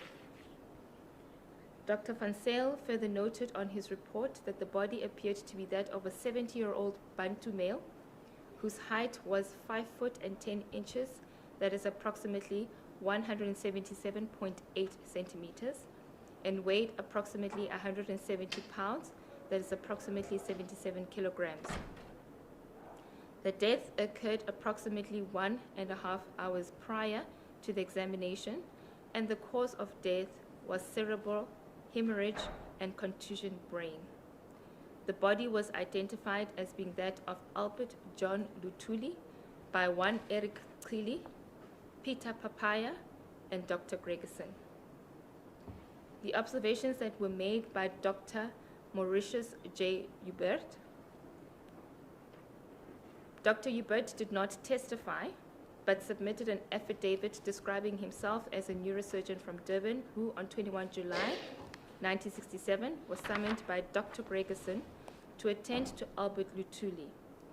At this stage, we would like to point out that it is curious as to why Dr. Gregerson decided to summon the neurosurgeon from Durban, who arrived close to 2 hours and 50 minutes later, if we are to work with the admission time of 11:30 a.m.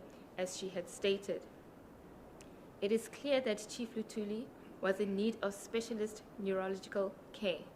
Therefore, it is curious as to why he was not immediately transferred to King Edward Hospital in Durban, which is said to have had the best facilities to cater for critical patients. Dr. Hubert did not state as to what time he arrived at Stanger Hospital and at what time he examined the deceased. It is submitted that Sorry, this... his affidavit is... Oh, it is on page 467. Apologies, my lady.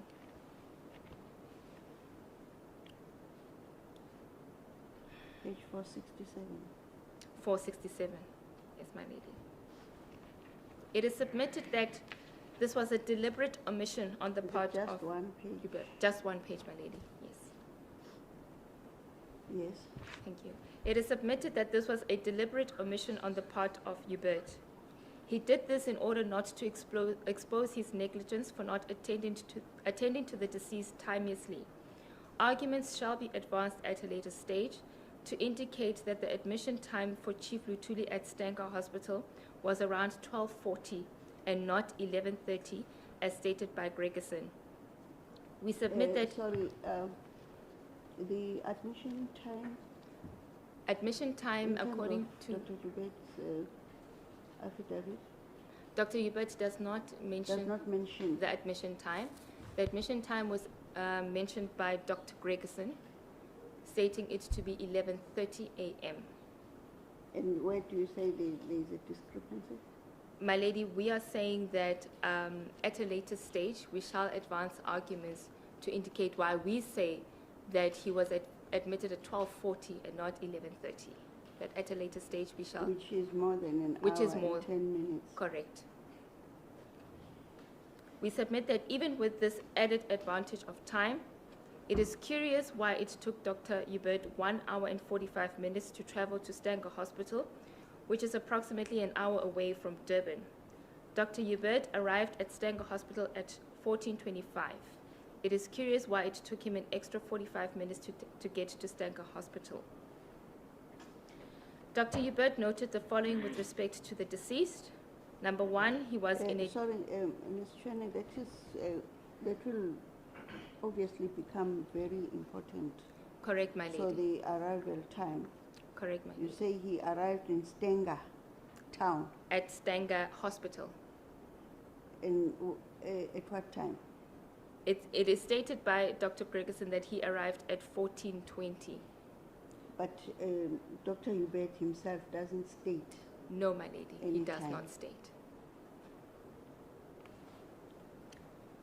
Dr. Hubert noted the following with respect to the deceased. Number 1, he was in a deep coma. Number 2, he was not responding to any form of stimulation. Number 3,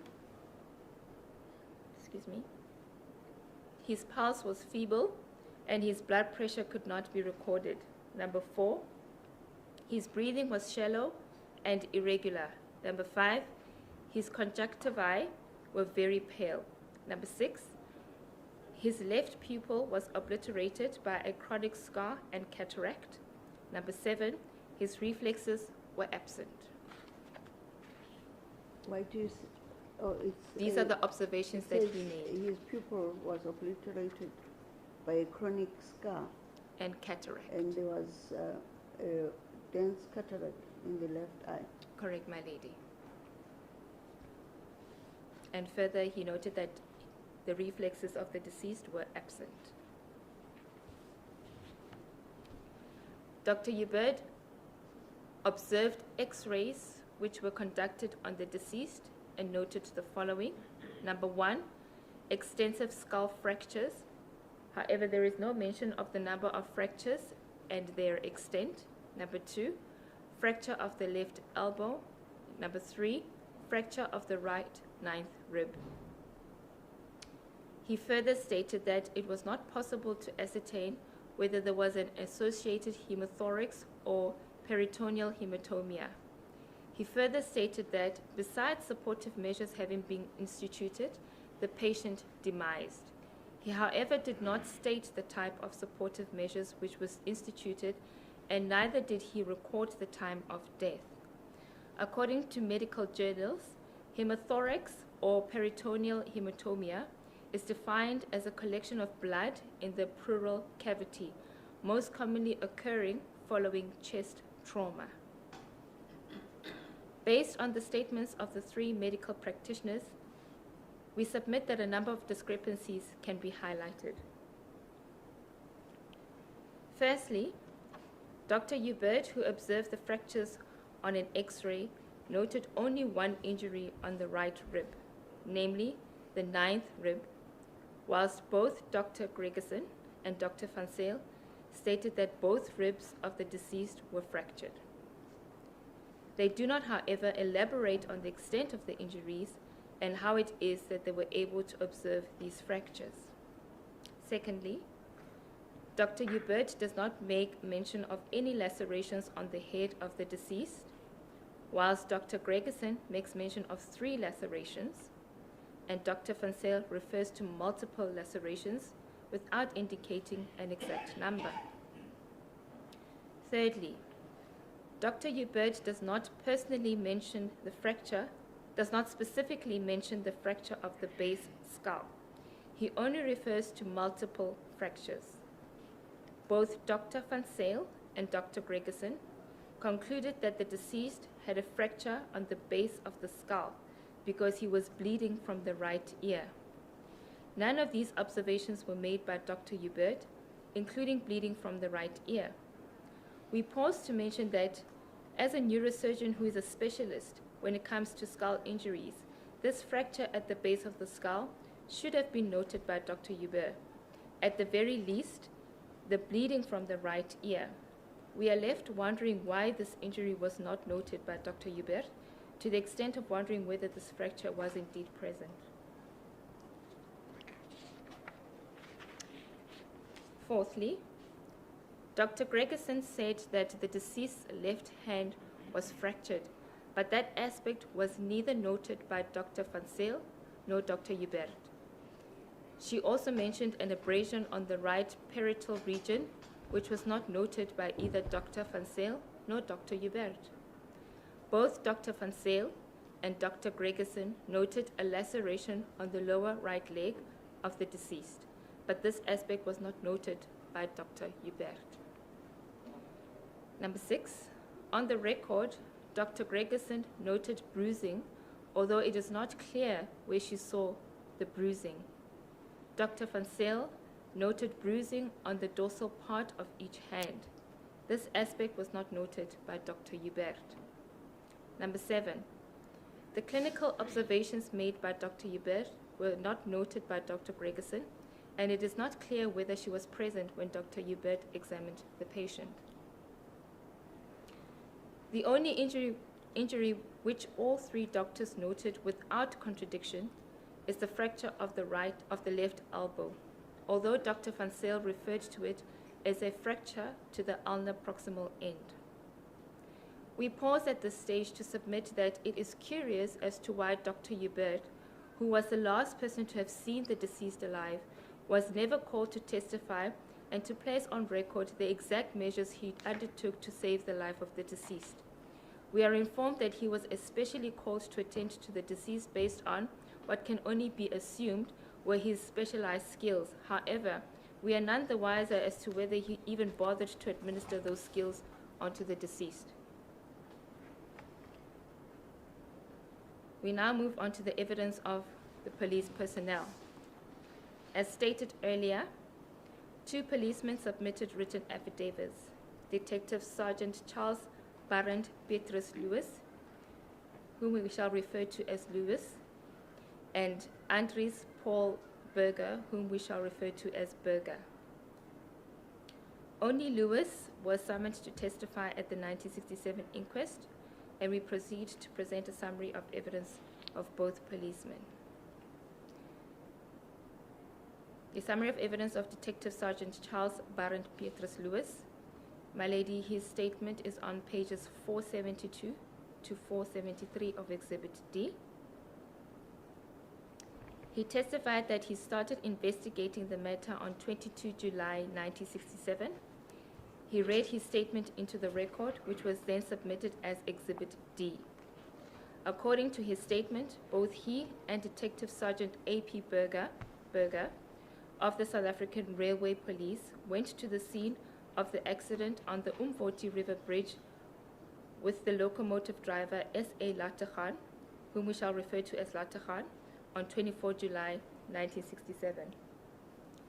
Latachan and Berger pointed out to Lewis where the deceased lay after the alleged incident.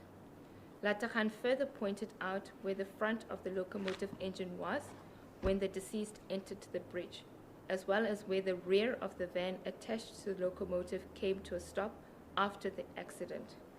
Latachan informed him that the rear of the van stopped at the 46.5 miles mileage board.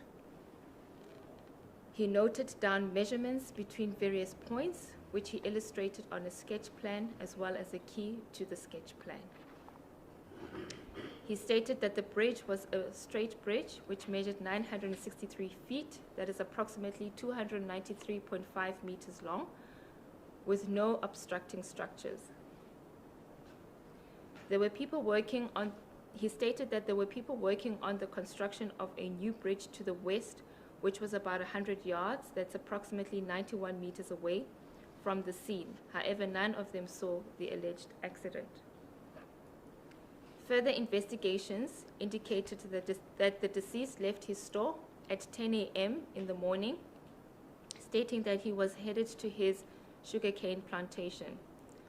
However, he never arrived at the said plantation. He was informed by Latachan that the alleged accident occurred around 10:38 a.m. when the deceased was walking towards the approaching locomotive on the bridge. Lewis concluded that there was no evidence to show any negligence on the part of any of the staff on board the locomotive. During his oral testimony, Lewis indicated that when the train crosses the bridge, the engine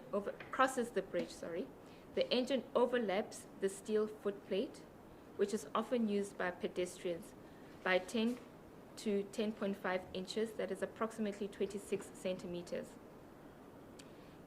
He was further asked to comment on a newspaper photograph which appeared in the Sunday Tribune on 30 July 1967. Lewis confirmed that the picture was an indication of how the engine of the said locomotive overlaps the footpath, although he could not confirm if the engine depicted thereon was the same as the one which was involved in the accident.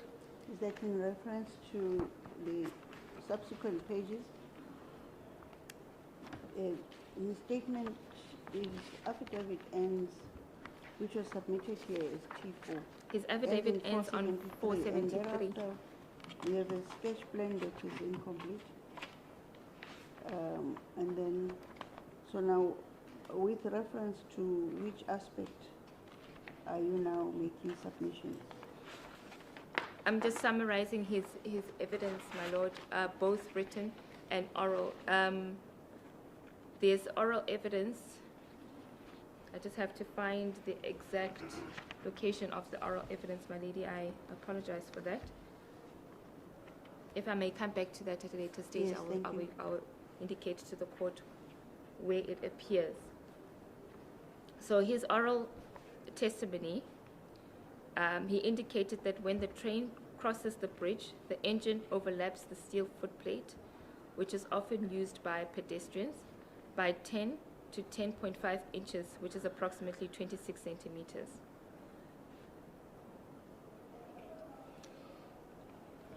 He was further asked to comment on a newspaper photograph which appeared in the Sunday Tribune on 30 July 1967. Lewis confirmed that the picture was an indication of how the engine of the said locomotive overlaps the footpath, although he could not confirm if the engine depicted thereon was the same as the one which was involved in the accident. My lady, we pause to submit that this is an indication that Lewis never made any efforts to ascertain the whereabouts of the train. He was essentially the investigator of a train accident for which the alleged train involved was unknown to him. This, as it shall be pointed out later, points to an indifference on the part of the police to thoroughly investigate the matter. Lewis was not able to confirm how long the train was, and we again pause to submit that this, once again, is proof that Lewis had never seen the train, which was said to be involved in the accident, nor did he bother to trace it. Lewis did, however, establish through the train staff that the train hauled 60 axles and weighed over 700 tons. He further established that the train was traveling from south to north. We now move to summarize the evidence of the other police official, which is Sergeant Andries Petrus Burger. His statement, my lady, is on page 494 to 495 of Exhibit D.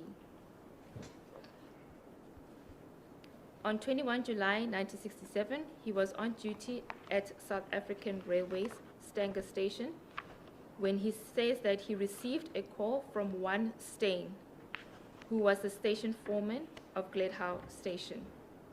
The call came through at 10:55 a.m., informing him of an accident which occurred at Umvoti River Bridge involving a train and a Bantu man. The station foreman further informed him that the Bantu man was struck by the train, that the Bantu man who was struck by the train was ex-Chief Albert John Luthuli. On his way to the accident scene, he states that he met an ambulance en route to Stanger Hospital, driven by P.F. Papaya.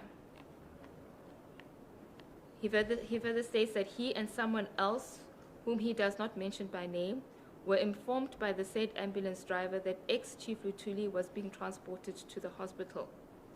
It is not clear how the ambulance driver informed him of this fact. It can only be inferred that Burger stopped the ambulance and inquired about the patient on board. Burger then proceeded to the accident scene and arrived there at 11:20 a.m. We pause to submit at this stage that it is curious why Burger would stop an emergency vehicle. It is also curious how he knew who the ambulance driver was, unless he stopped the ambulance and inquired from the driver what his name was. However, this too is quite strange, because surely what was at stake was the life of an injured man, not to make conversation about such man. One can only wonder how long the conversation between Burger and Papaya took. Burger states that upon his arrival at the accident scene,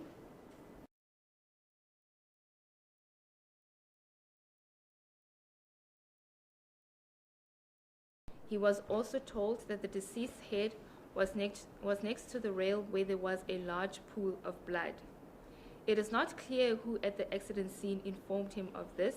It can only be assumed that it was the station master who informed him. He was also shown a steel plate upon which the body of the deceased was placed until the arrival of the ambulance. Later the same day, he states that he was informed, although he does not mention by whom, that ex-Chief Luthuli had died in hospital. He stated that he made marks at the scene of the accident with respect to where the deceased was found after the alleged accident, as well as the point where he found blood. We pause to submit that it is curious as to why he would point out where the deceased was found when, according to his own statement, he arrived at the scene after the deceased had already been transported by the ambulance to the hospital. It is expected that such pointing out would have been made by the station master. Berger further stated that the train had already departed, but he was able to establish that the train driver was S.A. Lategaard, who was together with fireman Greylen and guard P.F. van Veek.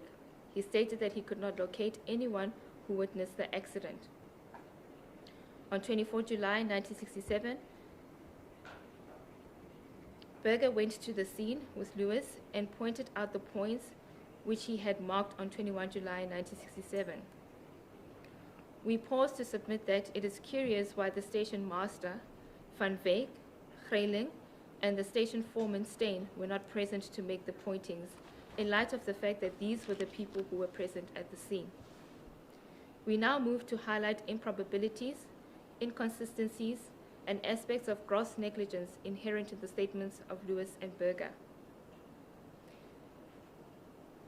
An analysis of evidence presented by Lewis points to a glaring omission with respect to the manner in which the investigations were conducted in this matter, especially regarding the locomotive.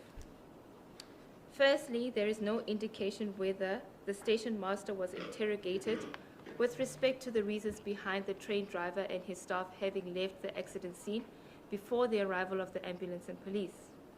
Secondly, there is no indication whether any efforts were made by Lewis to trace the locomotive, which is said to have been involved in the accident, or whether any investigations were done to check if any forensic evidence could be obtained therefrom. Further, no questions were posed to Lategan and Greyling as to why they risked further possible injury to the deceased by moving him before the arrival of the ambulance. There is no indication of whether or not the scene was cordoned off on 21 July 1967 to preserve it for purposes of collecting evidence. Official investigations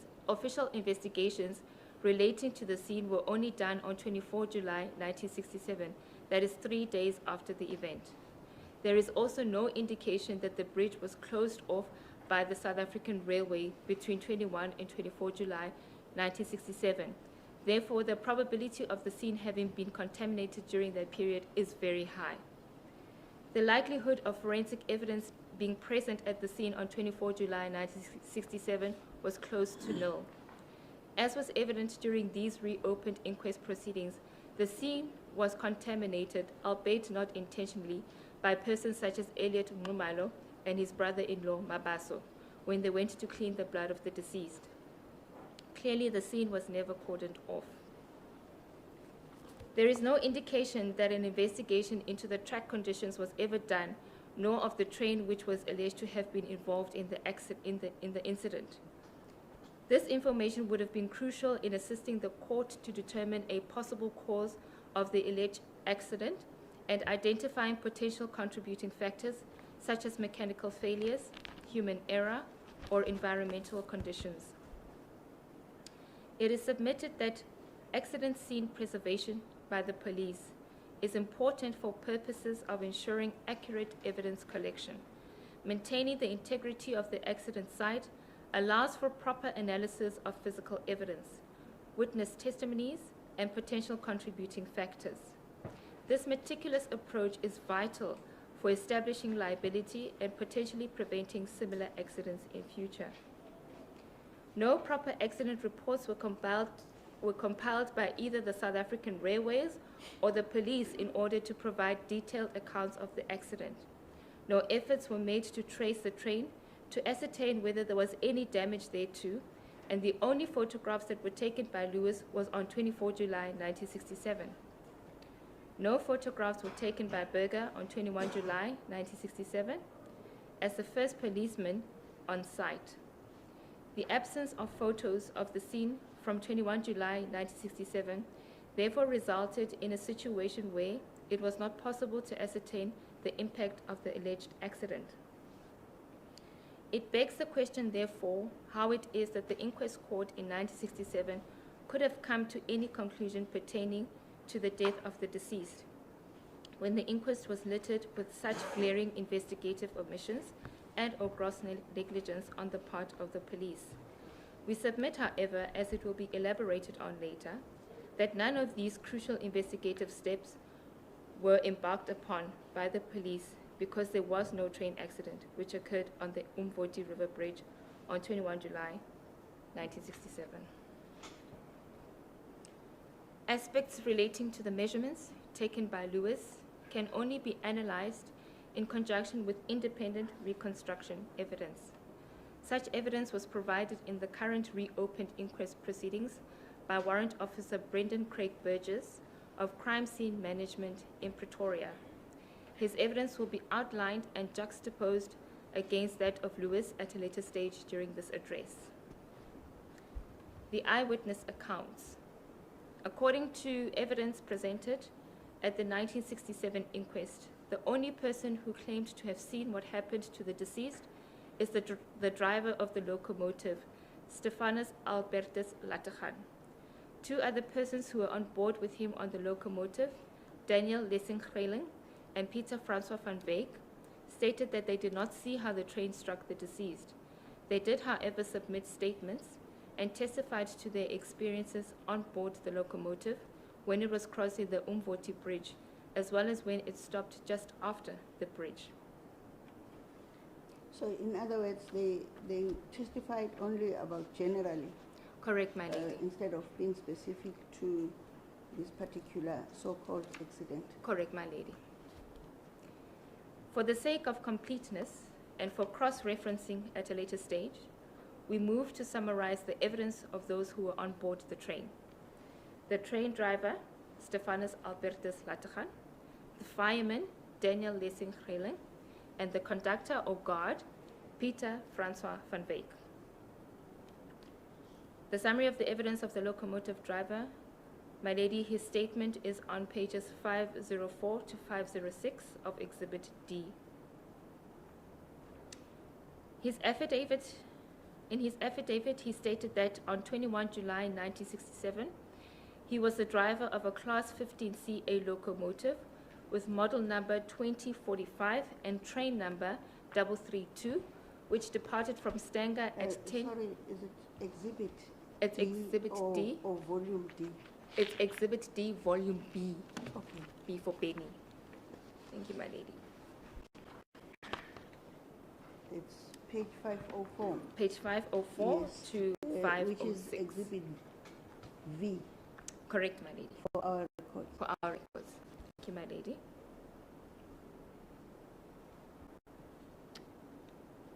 Yes. He stated that the train departed from Stanger at 10:29 a.m.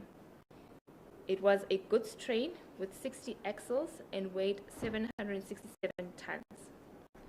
Whilst his train was passing over the Umvoti Bridge, which was about 60 yards, that is approximately 55 meters, from the southern end of the bridge, he saw the deceased enter the bridge and started walking on the narrow steel plate.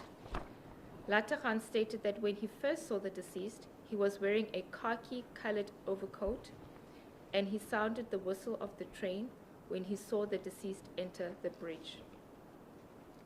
Lategan further stated that the deceased walked facing the oncoming train, and after he had walked about 15 to 16 paces, that is approximately 12 meters, the train then struck him. According to Lategan, the deceased was struck by the corner of the cab on his right shoulder, which caused the deceased to spin around, lose balance, and fall between the right-hand side of the bridge and the moving train. This is when, according to Lategan, he immediately applied the brakes of the locomotive. He stated that he could not have applied the brakes in time to avoid a collision, and even if he had done so, because the deceased did not turn his body sideways, it was inevitable that the train would have struck him. Upon stopping the locomotive, Latakhan stated that he noticed that the guard van, that is the rear cabin of the locomotive, was about 10 feet, that is about 3 meters, away from the end of the bridge. At the time of the incident, his train was traveling at about 25 miles per hour, that is approximately 40 kilometers per hour.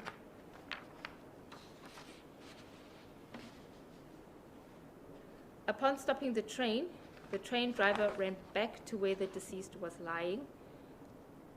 At that stage, the deceased was unconscious, according to Latakhan. He found that the guard, that is Van Wyk, was present with the deceased. He states that, and I highlight this as important because we shall deal with this aspect at a later stage. He stated that the deceased was lying on his back. This is the position that he found the deceased. Lying on his back with his head hanging between the side of the rail and sleepers, and one arm also hanging over a sleeper. He says that the deceased or the injured person had a big laceration on the top of his head in the middle. The train driver stated that he lifted the head of the deceased and placed his body onto the steel plate. According to the train driver, the station master then arrived on the scene and identified the deceased as Chief Albert Luthuli. The station master then told the train driver to depart the scene and that he would remain behind until the arrival of an ambulance. The train driver stated that the delay time between the collision and the departure of the train was 40 minutes. As the train departed, the train driver says that he saw an ambulance arrive. He later heard over the wireless, which nowadays is referred to as the radio, that Luthuli had died at Stanger Hospital. On 24 July 1967, Latakhan identified the body of the deceased at Stanger Mortuary in the presence of Dr. Gregerson and Sergeant Lewis. He further accompanied Lewis to the scene, and at the scene he pointed out the place where the deceased was lying after the collision, as well as the approximate point of where the front end of the locomotive was when the deceased entered the bridge. He stated that the deceased may have used a footpath on the right-hand side of the bridge before he entered the bridge to cross over the Umvoti River. During his testimony, and I will have a look at the page number for you, my lady. So the statement is... The statement is up to page 504 to 506. However, there was a point where he gave oral evidence, and I will find the page numbers for my lady. I apologize for that. During his testimony, the train driver stated that he did not have time to slow down and that the deceased was walking in the middle of a footplate which was only 2 feet wide, that is approximately 61 centimeters, and that the side of the engine had knocked down the deceased.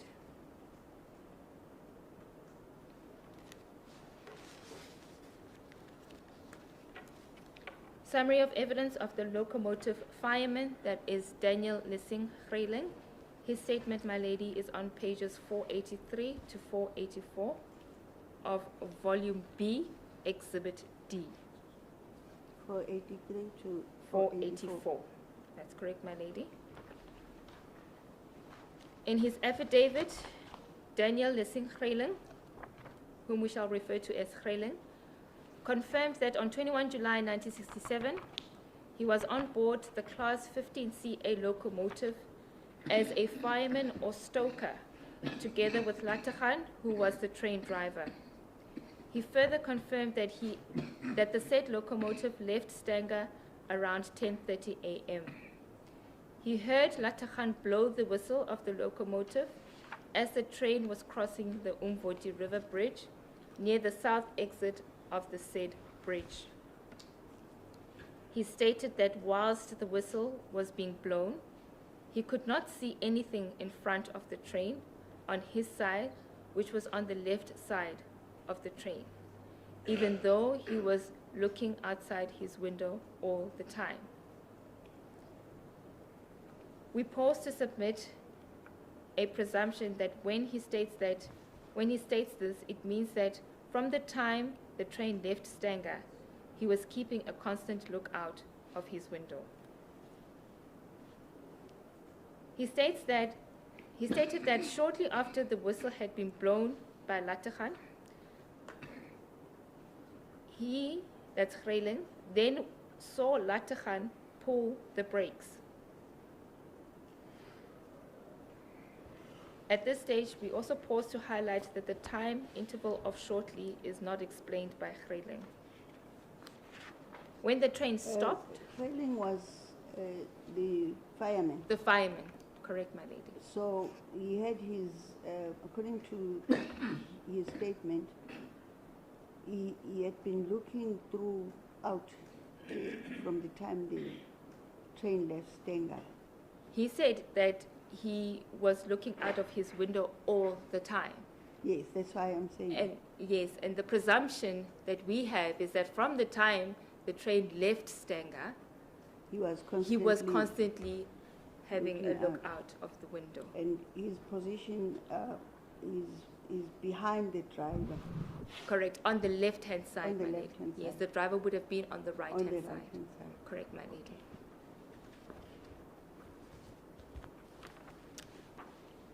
Greyling says that when the train stopped, Latachan informed him that he suspected that they had knocked someone over. He and Latachan then got off the train and walked back to the entrance of the bridge on the south side. This is where he saw the deceased.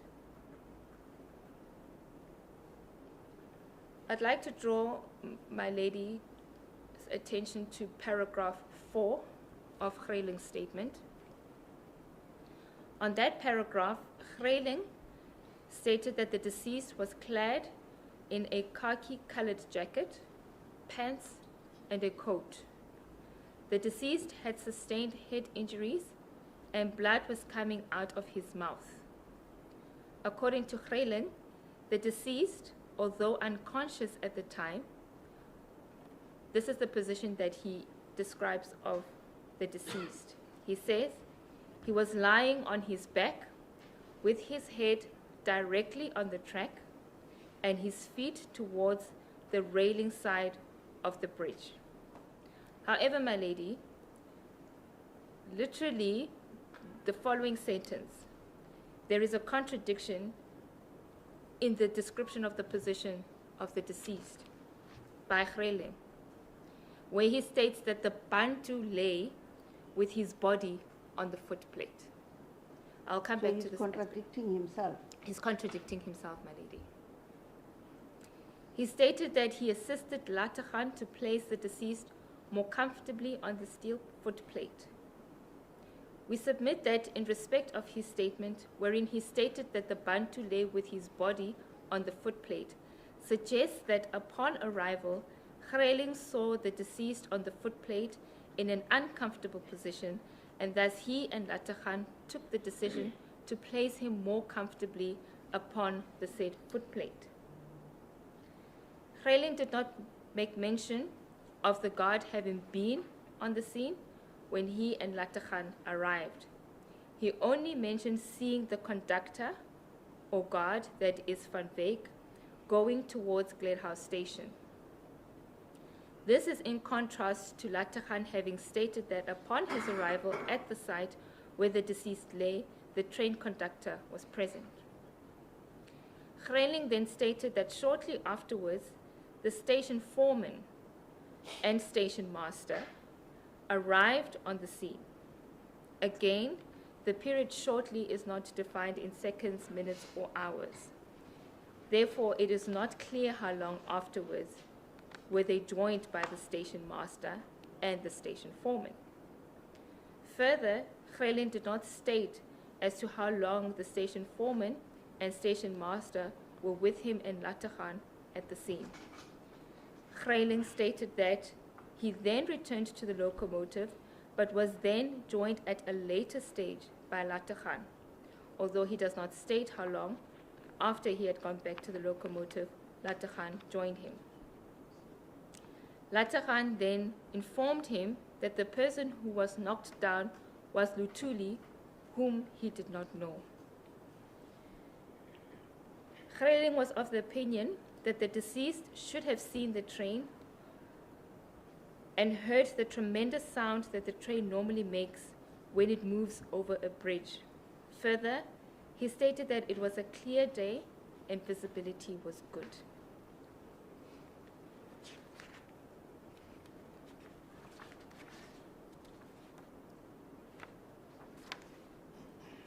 I'll do my best to summarize the evidence of Peter Francois van Wyk in the next 7 minutes, my lady. Okay. His statement is on page 487 to 488 of Exhibit D. In an affidavit, Peter Francois van Wyk, whom we shall refer to as Van Wyk, confirmed that on 21 July 1967, he was a conductor on board a locomotive driven by Latachan. He confirmed that the train... 485. 488, I apologize, my lady. No, Four- no, no. 487 to 488. That is Van Wyk. Van Wyk. I've got Van Wyk old statement at 485. Does my lady have it as 485?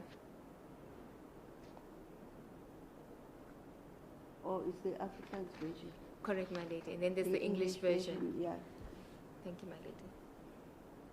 In an affidavit, Peter Francois van Wyk, whom we shall refer to as Van Wyk, confirmed that on 21 July 1967, he was a conductor on board a locomotive driven by Latachan. He confirmed that the train was a goods train which consisted of 60 axles and weighed 767 tons. During oral evidence, he stated that the train consisted of 15 wagons carrying sugar and syrup. In his affidavit, he stated that he suddenly felt the brakes of the train being pulled when such train was crossing the Umvoti bridge. The train stopped just over the bridge with the conductor's car, that's his car, having stopped directly opposite the 46.5 mile marker. During oral evidence, when asked whether the driver of the locomotive blew his whistle, Van Wyk testified that the driver did blow his whistle at the crossing and just as the last wagon, which was the guard wagon, came onto the bridge. Further in his affidavit, he stated that when he looked back onto the bridge from the window on his right-hand side, this is the position that he saw the deceased, my lady. He saw the deceased lying on the walkway of the bridge. He then alighted the locomotive to protect the train, and whilst doing so, he went past the deceased. He noticed that the deceased was wearing a pair of brown shoes, a khaki shirt, trousers, and a coat. He was not sure whether the deceased was dead or unconscious. He saw blood coming from the mouth of the deceased. He did not mention seeing any other injuries on the deceased. The deceased was lying about 40 feet, that is approximately 12 meters away from the south entrance of the bridge. So according to Van Wyk, my lady, the deceased was on the walkway and not on the train tracks. Van Wyk stated that he protected the train using petards and telephoned the station master and foreman from a telephone box at the afhuis, informing them of the incident. He then went back to where he had placed the petards. After this, he joined the station master and foreman at the scene where they stood for 15 minutes. The station foreman then left to go to the station. Upon his return, it is not clear after how long, the station foreman informed Van Wyk, that is the guard, that the man who was hit by the train appeared to be a certain Luthuli. We pause to submit that this suggests that when the station foreman saw the deceased for the first time, this is Steyn, he did not know who the deceased was. Van Wyk only became aware of the identity of the deceased when the station foreman returned to the scene for a second time. The question begs, who then at the station informed the station foreman about the identity of the deceased? We submit, as was shown in these reopened inquest proceedings, Chief Luthuli was under constant surveillance.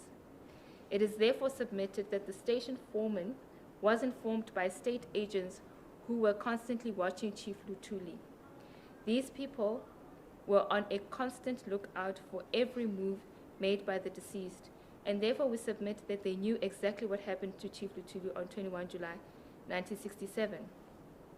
The question begs, if the death of Luthuli was not a cover-up by the then apartheid government, why is it that those who were tasked with keeping a constant eye on him did not come forward with versions of what they saw happen to Chief Luthuli?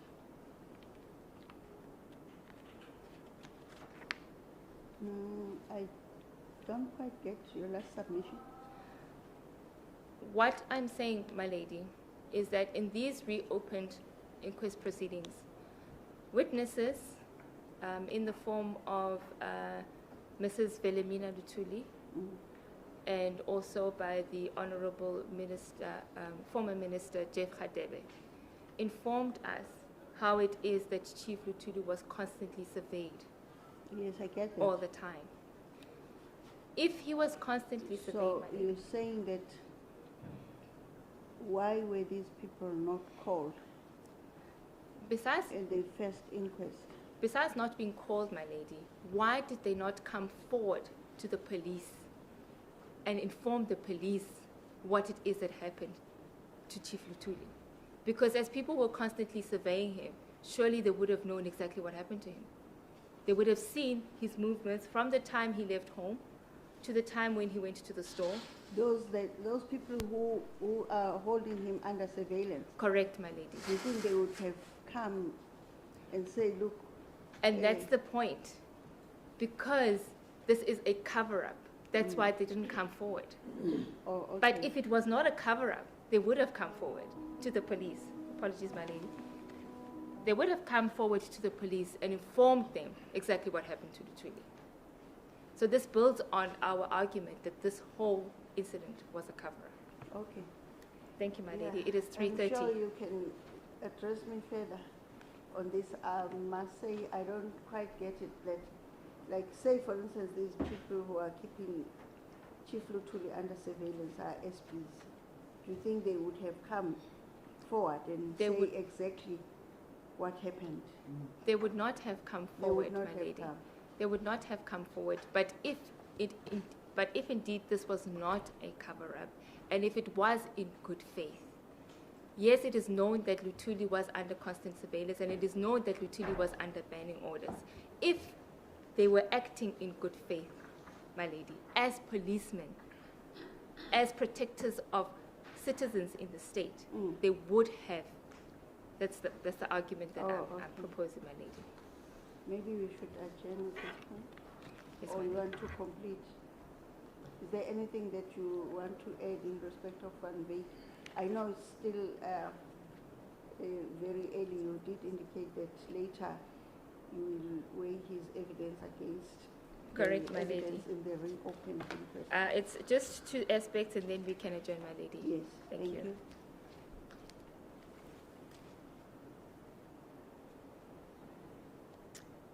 As will be shown later, according to the statement of the station master, that is one Pretorius, he says that he was aware of the identity of the deceased upon arrival at the scene. What is curious, however, is why the identity of the deceased was not made known to Van Wyk by the station master whilst they were together at the scene for more than 15 minutes. Why is it that Van Wyk only became aware of the identity of the deceased after the return of the station foreman? It is curious as to what was being discussed for 15 minutes by the three individuals at the scene. We would like to bring to the attention of this honorable court that Van Wyk did not make mention of either Latachan or Greiling being present with him at the scene. It therefore begs the question of exactly who was present at the scene. Van Wyk then stated that he was approached by the station foreman. The station foreman that then relayed that he was instructed by the station master to take over the protection points and that the station master would remain on the scene until the ambulance arrived.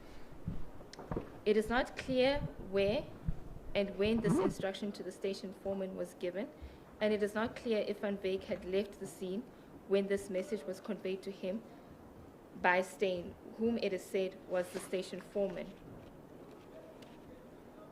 And tomorrow, my lady, we will move to the points of inconsistencies between the evidence presented by Latachan, Greiling, and Van Wyk. At this stage, if we may adjourn, my lady. Thank you.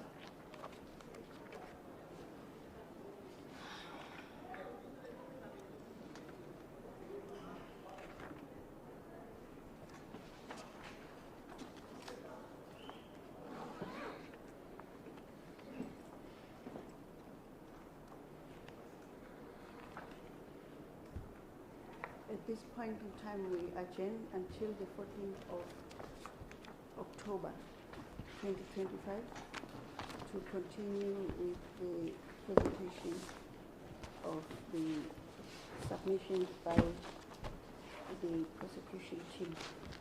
So khawula ke kulesi sigaba saludaba sokusiqhubeka kusasa mhla ka-14 October la ekanti lizoqhubeka khona ilali lizothi izethulwa ngasohlangothini nabashushisi. We will commence at 10 a.m.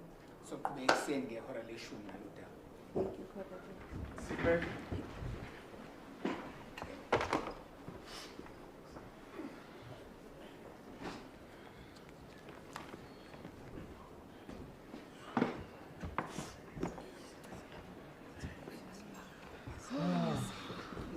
Heating up, yo. Heating up.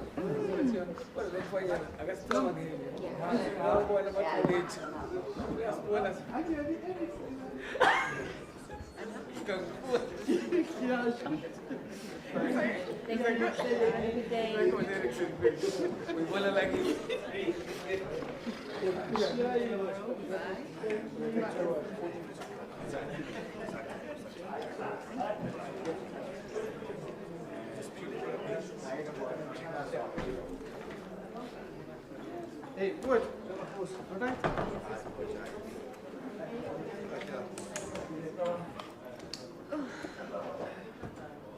Oh,